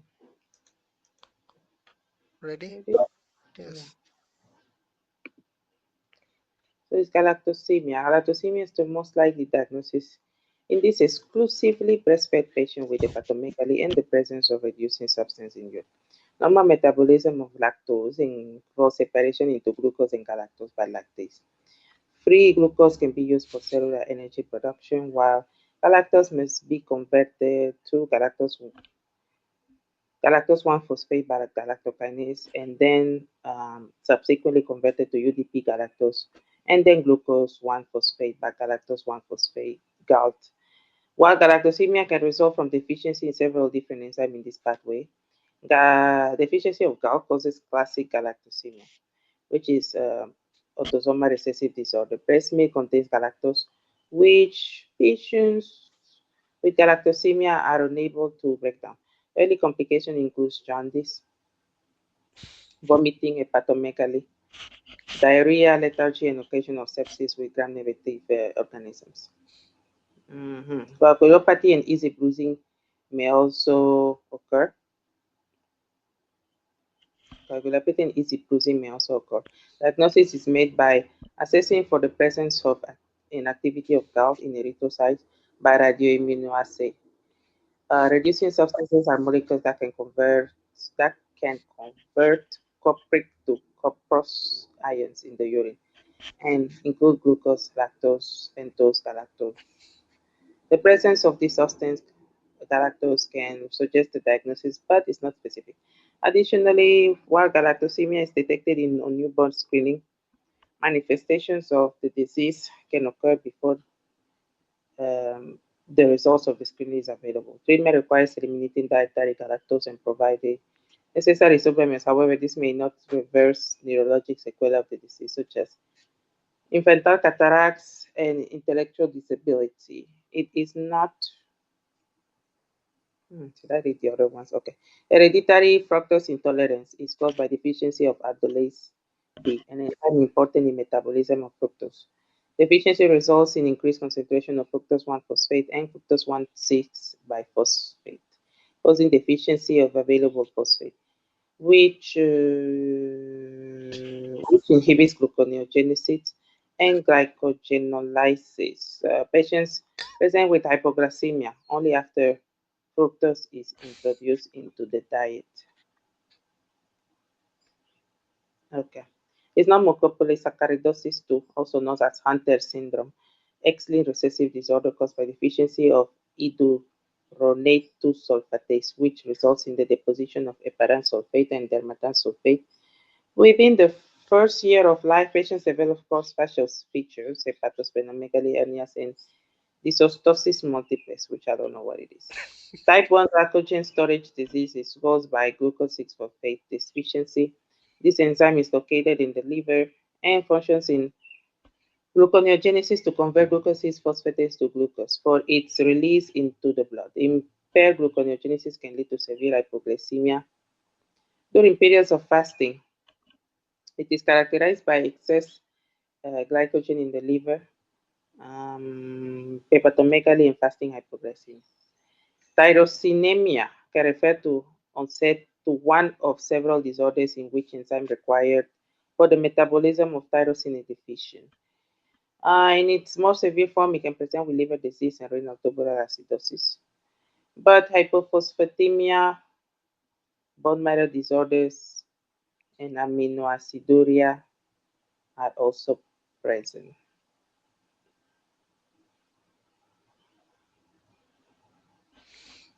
Okay, Okay, next. next.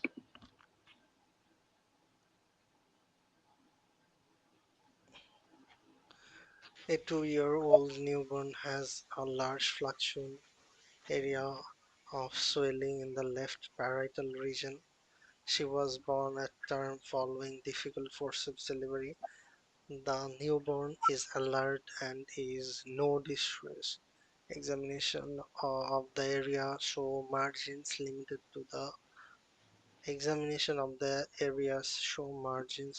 to the suture line. Which of the following is the most likely cause of the swelling?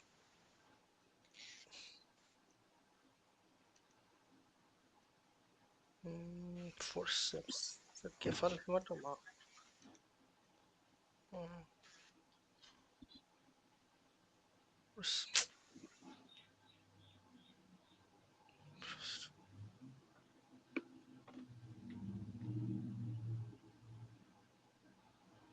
Ready?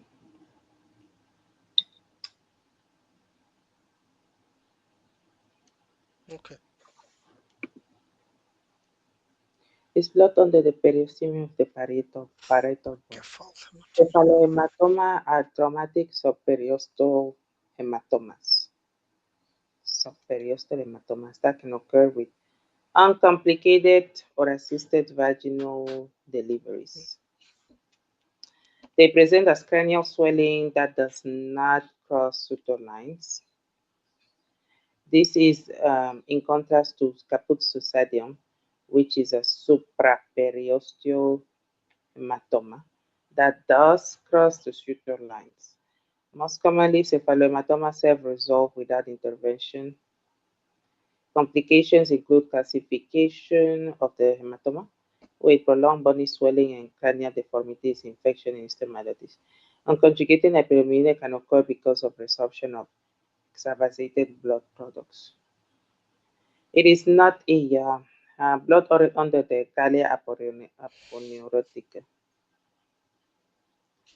Describes a subgallate hemorrhage, which occurs secondary to trauma sustained during vaginal assisted vaginal deliveries. It occurs because of shearing of the emissary veins that connect the scalp to the dural sinus, and it carries the potential for significant hemorrhage. It presents with a diffuse swelling of the head that continues to worsen after delivery, tachycardia and pallor. It's not contusion of the scalp. It's commonly to the result of injury to the head which causes damage to the blood vessel. It will present with ecchymosis rather than a fluctuant swelling over the parietal area. Okay, next. So cephal hematoma is subperiosteal and Yeah. caput succedaneum is supraperiosteal. Yeah. I Sup- usually remember these ones when I see the image. I kind of have to see the image to do, but yeah, like it's kind of that. Okay, how you can differentiate these two? I like I usually have to see the. I just guess on this one, this specific question. I just guess right now, but usually have to see the image and it makes more sense. So what was that? But in the question, uh, is there any image? No. Cephalohematoma. That's what I'm saying. Like I looked at the image in my mind. Sorry, I wasn't going to see the question. I was saying in my mind, it makes more sense when I see the image in my mind. Okay, because I don't usually remember the spaces like periosteum, baba, gala, puni. I don't usually remember it until I see it on the in my mind. So okay, so you have the scalp on top, then you have the periosteum, and then I guess the bone. So between the scalp and the what? Between the Wait. periosteum and the bone. Oh, sorry. Between the periosteum and the bone, that's when you get Caput, cephalohematoma. no, caput success. No, Oh, sorry, cephal hematoma. Between, cephalohematoma. Uh-huh. yes, In periosteum between and the uh-huh. In between the scalp and the periosteum. So supra on top of the periosteum. Sorry, that's when you get caput succedium. And then you see here cephalohematoma. It seems like just goes from here to here. It doesn't pass. So it's limited by the sutures. And then scaput sodium, you see, it expands, so it's not limited suture line. by the by what the suture. Sorry, Suture line, yes. the suture lines. This image is weird also, but yeah, I guess you can. This image is good. It's good. Okay, okay, okay. Because I usually see For me, that actually. it's good, but I mean the thing is you have to memorize that. Can you Okay, send this picture to me? Like this week. this weird image. Okay. Um, okay, I'll send it. I'll take a picture and I'll send it to you. Okay, you can do copy and paste. How do I do this? Let me see. You Like can, copy image. yes, Then I go, sorry. I go to your message. you can give me anywhere. And then paste. Ah, that's cool. Okay. Okay, so it's scalp and then periosteum and then bone. But how are you gonna remember that? That's Jesus. that's the thing I am That's thinking. my thing. That's why I never remember. Like, okay, scalp. Scalp, I guess, is the skin, whatever. Um. Okay, I guess you have to remember between the scalp and the bone in the brain there is a periosteum. Oh, periosteum means covering of the bone. Oh, okay, Okay. okay, okay. So periosteum is around the bone. Okay, but how you gonna remember that cephalohematoma is between Yes, the the succedaneum is like success. It should be superior, like above the periosteum. above the periosteum? Okay, okay, And uh, succedaneum actually, like if you do the success, you can cross all the barrier. Like succedaneum cross the suture line. okay. Got it. You got it. Ah, I can remember now, but I will forget the you later on. forgot.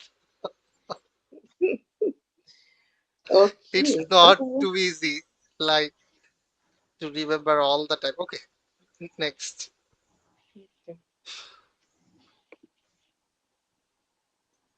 Okay. Next.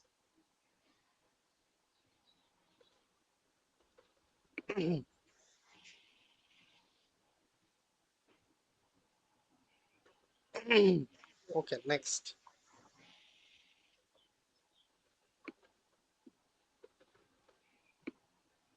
A 3 month old a 3 month old girl a 3 month old girl is brought to the emergency department 30 minutes after 30 minutes after the onset of the lethargy. There is no history of trauma. There is no history of trauma, and she has not had fever, diarrhea. She has not had fever, diarrhea, vomiting. Uh, she was born at 27 weeks of gestation, required 2 months of ventilatory support, and a week and 2 week course of dexamethasone therapy, respiratory distress syndrome of the newborn, and bronchopulmonary dysplasia. She has an umbilical arterial and venous catheter in place during the first 2 weeks of life. During the first 2 weeks of life, her temperature is 36, pulse is 140 per minute, uh, respiration is 20 per minute, blood pressure is 110 by 85 millimeter of mercury. There are The lungs are clear to auscultation. Cardiac examination shows no abnormality. Doppler ultrasonography show renal artery thrombosis. Which of the following is the most likely explanation for this patient's hypertension? Hypertension. She doesn't Hy- have a hypertension, but she doesn't have hypertension. Truly, 110 by 85. Maybe 85 is higher, the Oh, diastolic one. okay. I guess. Uh, sure. Respiratory Renal distress. artery thrombosis. And that would be the only thing that I'm up steroids. I don't know if steroid cause hypertension. I don't know. But I guess yeah. Steroid can cause hypertension, but But there is Doppler show renal artery thrombosis. I guess that would be the key. Okay. Ready? Okay. Increase renin production. But she doesn't have it. They made a mistake. That's not hypertension. Renal artery thrombosis is a rare complication of umbilical artery catheterization. Oh, that can present up to several weeks after the catheter has been removed. Other risk factors include sepsis, um, volume depletion, and patent ductus arteriosus. Okay. Occlusion of the renal artery by the thrombus results in decreased afferent blood flow to the affected kidney and increased renin production from the juxtaglomerular apparatus. The stimulation of RAS system results in secondary hypertension. Treatment of renal artery thrombosis include systemic anticoagulation and volume resuscitation. Um, Unilateral nephrectomy may be required in refractory hypertension. It is not COPD can result in pulmonary hypertension as a result of chronic hypoxia and vascular remodeling, which commonly occurs in adults. It will be unlikely in a 3-month-old patient. It is not E. What is E? Okay, prematurity is a risk factor for surfactant deficiency and NRDS. Steroid therapy is indicated to promote surfactant production. Prolonged use of steroid can result in hypertension as a result of increased fluid retention from mineralocorticoid effects on the kidneys.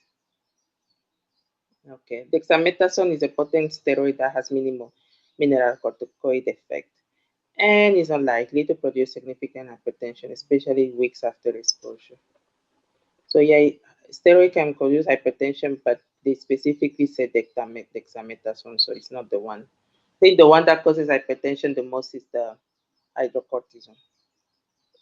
Okay, got it. Next.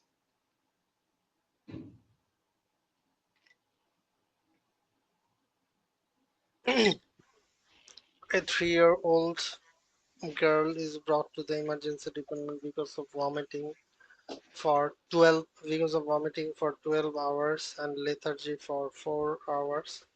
Earlier that day, she fall and struck the side of her head on a coffee table. while demonstrating a new dance step. She did not lose consciousness at that time. Vomiting began approximately 4 hours after she hit her head. On arrival, she is sleepy but oriented. Her pulse is 76 per minute. Her blood pressure is 96 by 58 millimeter of mercury. There is 4 centimeter around soft area swelling in the left parietal bone. Optic fundi are difficult to examine, but there are no obvious hemorrhage. A CT scan shows lens-shaped extracerebral density underlying the parietal swelling. Which of the following is the most likely diagnosis?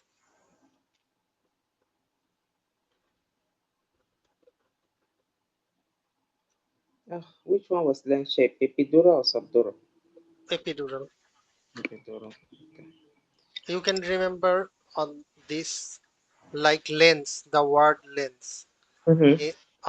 L for lens, L for lens shape, and the lucid interval happens in the epidural. E means epidural, and N for not crossing the suture line. Epidural hematoma not crosses the suture line. Okay, repeat it. You say, so I remember the lens or the epidural? Yes, you Lens. remember the lens. L So, for lucid interval, L for lens shaped hemorrhage, E for epidural, E means epidural, and N means not crossing the suture line. Not crossing the suture line. And we know that epidural hematoma causing rupture of the MMA, middle meningeal artery, MMA, and subdural. You can remember the subdural by this mnemonic BCS, rupture of the bridging veins, crosses the suture line, and subdural hematoma, BCS. And in epidural hematoma, I have told you lens-shaped lucid interval, epidural not crossing the suture line, and rupture of the MMA middle meningeal artery. You got my point? can you repeat the subdural hematoma one? Yes, subdural is BCS. In our country, BCS is a vital exam. Like everybody, it's like a government job uh, requirement exam. Okay, okay. Leave it. BCS, uh, bridging veins, crosses the suture line, and it is subdural. Bridging veins crosses the suture line and subdural. Subdural hematoma. Okay. Thank you. Okay. Okay, so it is, what is the answer? Okay. Epidural hematoma. Epidural hematoma most commonly associated with trauma to the middle meningeal artery that causes accumulation of blood between the dura and the skull, which is bound by dural sutures. Okay. They classically presented follow. They classically present following head trauma with initial loss of consciousness followed by brief period of lucid before later developing altered status, headache, MSAs, lethargy, and signs of cerebral compression. Physical exam may disclose lateralizing signs such as hemiparesis or signs of increased intracranial pressure such as papilledema. Prompt diagnosis is critical. Initial evaluation should include non-contrast CT scan, which will show lens-shaped hyperdense lesions with adjacent cerebral compression and possible midline shift. Definitive management is surgical evacuation and occasionally heterosmolar therapy if there is impending cerebral herniation. It is not sorry. Subdural hematoma commonly presents following trauma with a collection of blood beneath the dura and as a result of shedding of the bridging veins. They are crescent shape and CT scan rather than no CT scan rather than less shape. Oh, shaken baby syndrome typically presents with lethargy and altered mental status. Seizures, apnea, physical exam may disclose injuries that are inconsistent with the history as well as retinal hemorrhage. Neuroimaging will typically show cerebral contusions from an accelerated or decelerated injury, along with potential subdural and subarachnoid hemorrhage. Subarachnoid hemorrhage. Okay, next.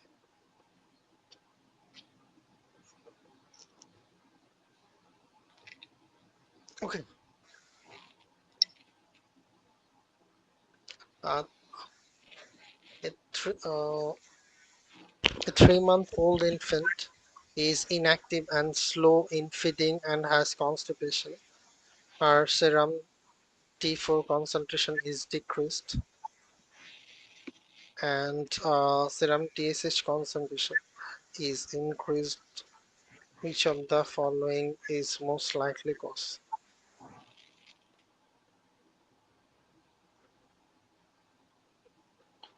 T4 is low, TSH is high, hypothyroid, uh, inactive, slow in feeding, constipation.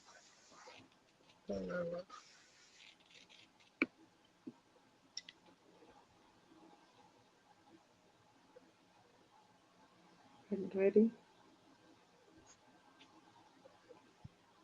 Yes. Okay. So is thyroid dysgenesis. Thyroid dysgenesis involves the underdevelopment or complete absence of thyroid tissue. Most commonly is the most it is commonly caused by mutation of the PAX8 encoding a pair box transcription factor. Pair box transcription factors are crucial for proper embryologic development of tissues throughout the body, and mutations in pair box genes cause a variety of diseases characterized by improper tissue development, such as Waterberg syndrome, aniridia, ocular coloboma, optic nerve hypoplasia, oligodontia, and kidney hypoplasia. Thyroid deficiency presents in infancy with symptoms of hypothyroidism such as lethargy, poor feeding, and constipation. Characteristically, serum TSH are increased and serum concentrations of the thyroid hormones are decreased or absent. It's not lymphocytic thyroiditis, also known as Hashimoto, is the most common form of thyroiditis and presents with signs, symptoms of hypothyroidism. Hashimoto disease most commonly affects middle-aged women. Although things are rarely children can be affected. During infancy, Hashimoto is rare, and alternate diagnoses such as thyroid are more common. Unresponsive to thyroid hormone is a rare disorder characterized by diffuse peripheral tissue responsiveness to binding of the thyroid hormone receptor by thyroid hormone. It may present with goiter and symptoms of hypothyroidism. Serum concentration and T4 are characteristically increased in order to overcome the responsiveness. Okay, got it. Okay. Can we stop here and Yes. do some bias? Is there any precaution you have heard about COVID-19? COVID, like, Like right now, here in the US? yes, No, not okay. yet. No. Like in our country, actually, it uh, starts become giving red alert. Actually, Oh, not really? red alert. Like they are told to wear masks all the time while they are Oh, outside. really? Sorry. No, we haven't even heard. I said, oh, really? We haven't even heard anything about that yet. Yes, because maybe in US, what happens when they starts traveling from here and there, then it starts spreading. Mhm. You got my point. Like Yeah. lots of people from India stays in the US, isn't it? And in India, the COVID is in the firing rate. Actually, Oh my goodness. truly, I am not just saying because I know lots of newses. Like I know the news of the Trump and the Elon Musk fighting Yeah, but fighting in the X. oh my god, this is so embarrassing. The They president is fighting on they on X. they both are crazy. Oh, is embarrassing, Musk is really. crazy too. Yeah. But the fact that the whole president is fighting on what is it called, that app? I don't even know. It's Uh, not TikTok. yeah, it's It's X. X. Oh no, but it was called something before. Oh, Was it Twitter? yes, it is called Yeah, it Twitter. was Twitter And before. Yeah. do you have the app that actually Trump uses? The Truth Social. I have that. I have the account in that too. No, I don't have that one. I'm like, you should not. You are a whole president. You should not be on tweeting on the. It's this is just, oh my He god. he comes from which background? He comes from a media background. He was Yeah. so he actually does this all the time. He is not like the previous president who is very busy with their work. He is actually Yeah. crazy person. Like, jeez. Okay, an investigator suspects the acetaminophen use during the first trimester of the pregnancy can cause neural tube defect. He estimates the general population risk have a neural tube defect 1 is to 1000. Which of the following study designed to investigate the hypothesis?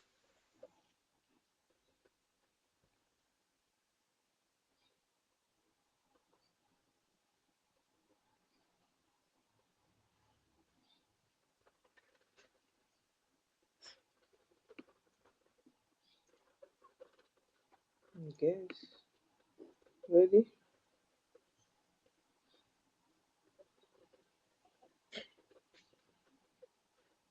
Yes, Okay. Next. a group of a group of investigators are studying the relationship between a particular 5 lipoxygenase genotype and atherosclerosis. A study population is randomly selected. Blood samples are obtained for leukocyte genotyping and ultrasonography is performed to assess the carotid intima media thickness, a marker of the atherosclerosis.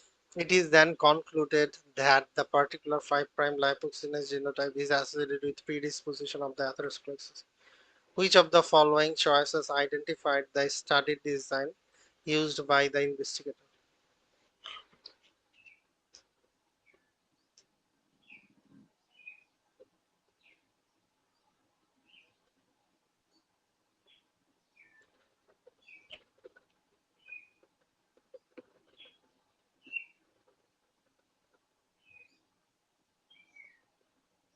Okay.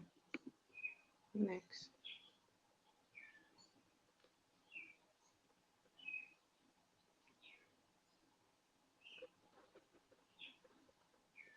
Okay.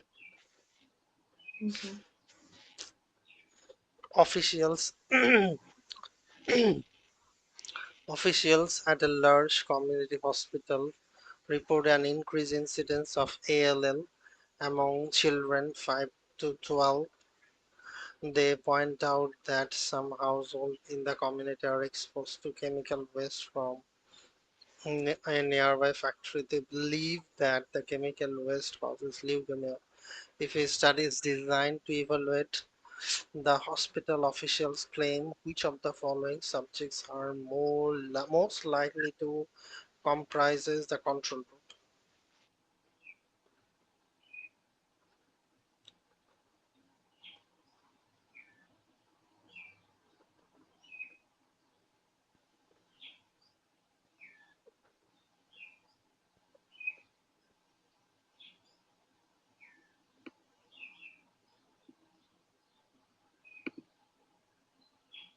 Okay. Next. 500 women aged 40 to 54 who present for a routine checkup are asked about their meat consumption. 20% of the women turn out to be vegetarian during the ensuing of 5 years. 5 vegetarians and a 43 non-vegetarians develop colorectal cancer. Which of the following describes the study design?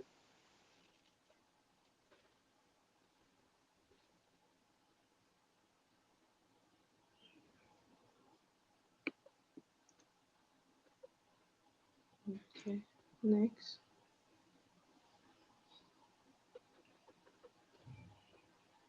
A group of researchers wants to investigate the outbreak of acute diarrhea in a small coastal region.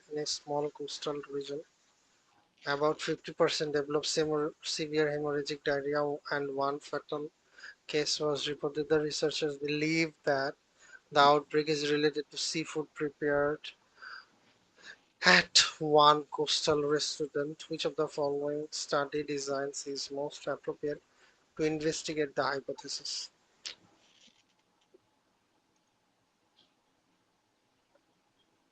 Hmm.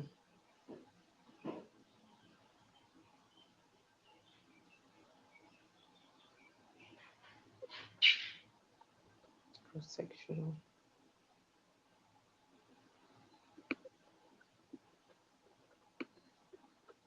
Hmm. Okay.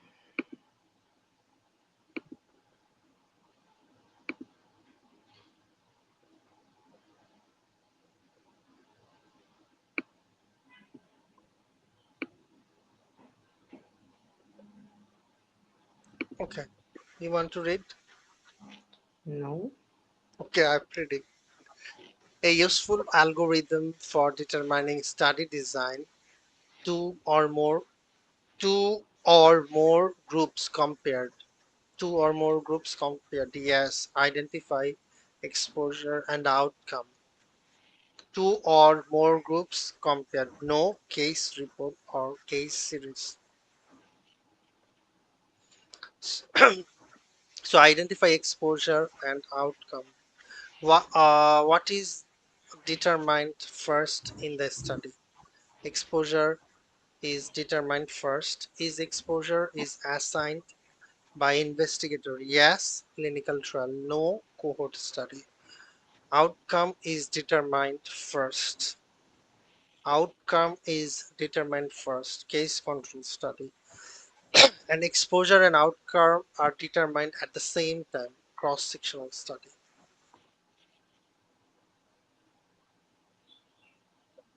The option to, okay, we can match this in the whole table. Mm-hmm. So in cross-sectional study, exposure and outcome are determined at the same time. Okay, What are you reading? the box, because the rest of the things are monotonous, I think so. Okay, can you just compare these things with the box? I don't understand your question. You I don't don't. understand my question, or you don't Yeah, I understand don't.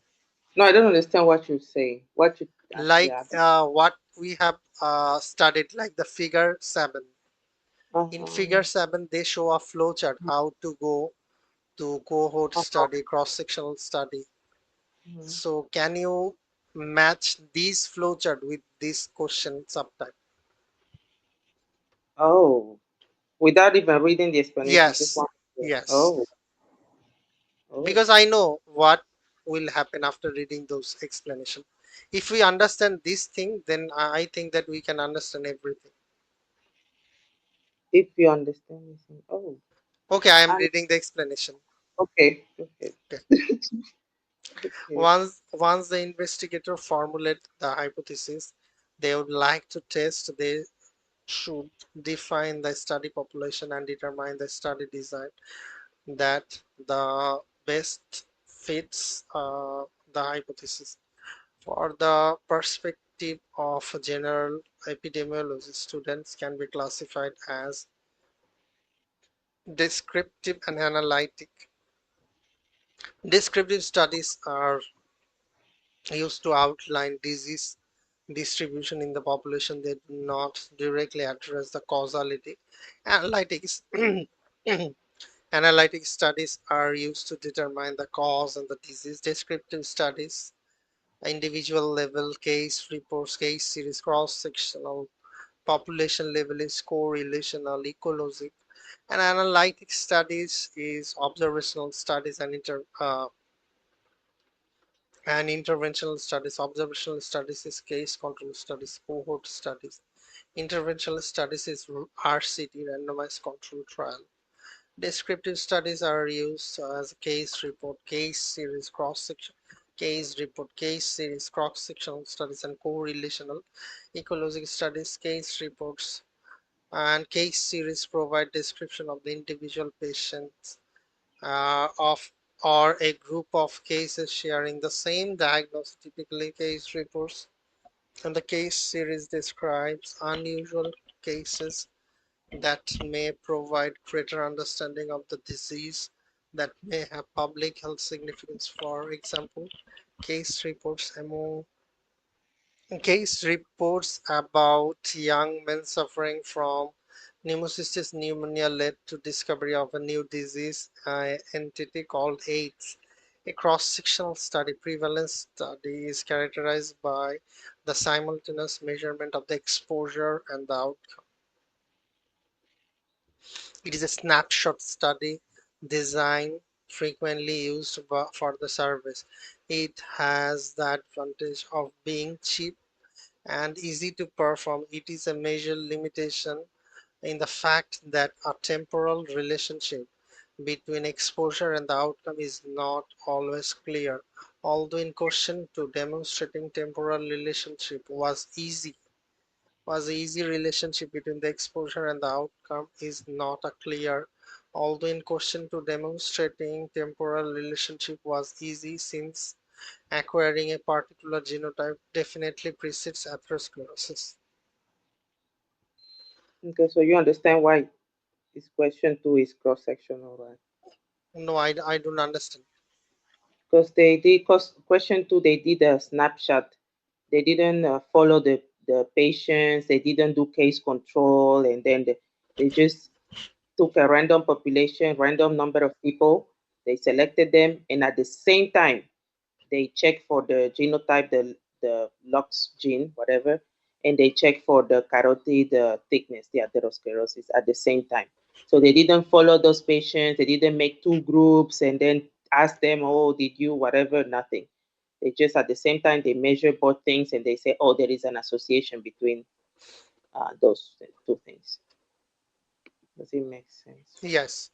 Okay. Yeah. Okay. A- Keep going. Okay.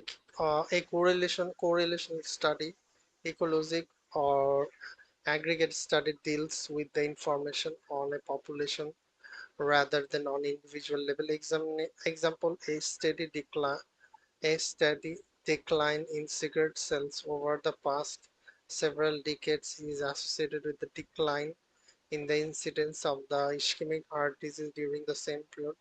The major limitation with correlational study is the population erroneous conclusion regarding the exposure disease relationship on an individual level drawn from the population level information. This type of erroneous conclusion is called ecologic fallacy. Analytical study include observational study, case control, cohort, and the interventional studies such as RCT, randomized control trial. Case control study address the exposure of the disease relationship by comparing the exposure status in cases disease patient with controls non-disease patient. Therefore, the direction of the investigation is retrospective, find subjects with the disease and the find appropriate control without the disease, then determine the previous exposure status of both groups in compared to exposure status in case and control. Case control studies are easier to organize and conduct, and cohort study they are much cheaper. Case control studies are the preferred study design for small infectious outbreaks for rare disease. For example, case control studies suggest a possible association between the Ray's syndrome and the aspirin use in children. In question 1, investigator 1 to investigate the potential cause acetaminophen of a rare outcome neural defect, and therefore a case control study is appropriate. In question 5, health authorities want to investigate an outbreak of infectious diarrhea. They identify 50 patient cases affected by the disease. Be uh, to the next step would be to one to investigate outbreak of the infectious area. They identify 50 patients affected by the disease. The next step is to select the patient of the town of the population who are not affected by the disease control. Once cases and controls are selected, investigators should inquire about their recent restaurant visit exposure. Finally, the exposure status should be compared in case and the control. Unlike cohort studies, patients are followed over time for the development of the disease, and therefore case control study do not directly determine the risk of the disease based on the exposure. The measurement of the association in case control studies exposure of the odds ratio see directly determine the risk of the disease based on the exposure. The measure of association in case control study is the exposure of the odds ratio. See section 2 measures of the association that compares the odds of the exposure in cases with the odds of the exposure in control. It is important to understand the role of the control group in case control studies. Selection of control subjects is intended to provide estimation of the control. In question 3, children outpatient clinic that serves the community may be a good candidate for control group. Selecting controls based on the exposure is inappropriate because comparing the exposure in cases and controls underlies the analysis. I don't know what I am reading. Clinic children from the. Can you read now where you say in question number three again? Yes, in Mm-hmm. question 3, okay, where I am. In question Right. 3, children from the outpatient clinic that serves the community may be a good candidate for control group. Selecting controls based on exposure status is inappropriate because comparing the exposure status in case and controls underlies the analysis. Okay. So the answer is C in three is what it was. What it was C. Children from their patient clinic who do not suffer. Okay, makes sense. Okay, do you understand? Because it was one, three, and five. Do you get one? Why is it case control? Can you please explain? O- Okay, so they're trying cases and control. So you select the you if you want to do Disease a versus non-disease, isn't it? non-disease. So here is like we're trying to find out if acetaminophen causes a neural tube defect. So we find them, yeah, we find the moms that had the babies with neural tube defects and the moms that did not have babies with neural tube defects, and we ask them if they were exposed to acetaminophen. That's the best study here. We cannot do cohort study because um, that will mean It you are will take exposing, long time. Like, yeah, yeah, and you are exposing the mom. What if the acetaminophen does cause the neural tube defect? Then you are exposing the baby to like, being, you see. yes, Yeah, so I think this one is better. The mom already has the baby with neural tube defect, so we just ask her, did you take acetaminophen sometime during the pregnancy? Yeah, this one kind of makes sense. And then three, was it one, three, and five? Three and five. So they already gave us the cases. The cases are, what did they say the cases are? The cases will be people from that, children from that hospital that uh, develop ALN. AL. Okay. So they're saying that the controls should be children from that same hospital that did not develop AL. That's why C. Okay. Does that make sense a little bit? Yes, it makes Okay. sense. And then five, what was it? Five. Five is case control. What was this one case control again? Oh, they said they have given you, basically they found the cases and they want you to find the control. So the cases will be the 50 people that develop the diarrhea after they ate whatever at that restaurant.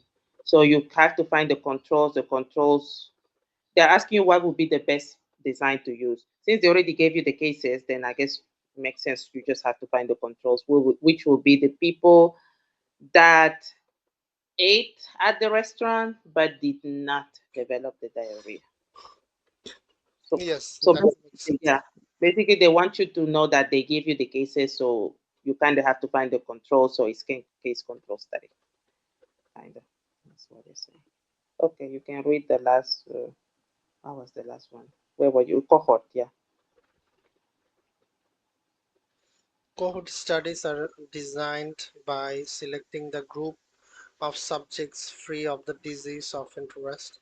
These groups typically share the common experience: women of certain age who come for routine checkup. Exposure status, potential risk factor is determined in these individuals are beginning of the studies, and the cohort is then followed over time for the development of the disease. In question 4, typical cohort study is described. 500 disease-free women are selected and their exposure status, vegetarian versus non-vegetarian, is determined. They are followed over 5 years of 5 years for the development of colorectal cancer. The most famous cohort study are ever conducted by Fram, Framingham Heart Study. The study I investigate major risk factor for cardiovascular disease and hypercholesterolemia, diabetes, smoking, and hypertension. Unlike case control study, cohort study are designed to describe the risk of the disease directly, the probability of the developing the disease over a certain period of time based on risk factor. A relative risk is calculated based on the data which compares the risk of the disease in exposed subjects to the risk of the disease in unexposed subjects. The cohort can be followed for the development of outcome prospectively, so-called prospective or concurrent cohort study, or retrospectively, so-called retrospective or non-concurrent cohort study. The term longitudinal study applies to studies follow study subjects over a long period of time, typically many years. The Framingham Heart study is an example of longitudinal cohort study. Clinical trials are similar to cohort study in terms of prospective study design. Unlike cohort study, they do not simply record the exposure at the baseline rather than assigned to study subject. Therefore, clinical trials are called interventional experimental as well as uh, opposed to observational. Exposure may be in the form of drug or vaccine intervention. Once the exposure is assigned, patients are followed over time to determine the outcome of the endpoint. Endpoints are specified in advance and can be subdivided into primary importance, and secondary. Examples of the endpoints in clinical trials are all-cause mortality, myocardial infarction, hospitalization. A very common type analysis employed in prospective study is survival analysis, time to event analysis, discussed separately. Okay, Okay. I don't know how I study. Oh, but this one make a little bit. I mean, I feel like this one was not that bad. This will make a bit more sense. Okay, Okay. See you tomorrow. okay, bye bye. Bye.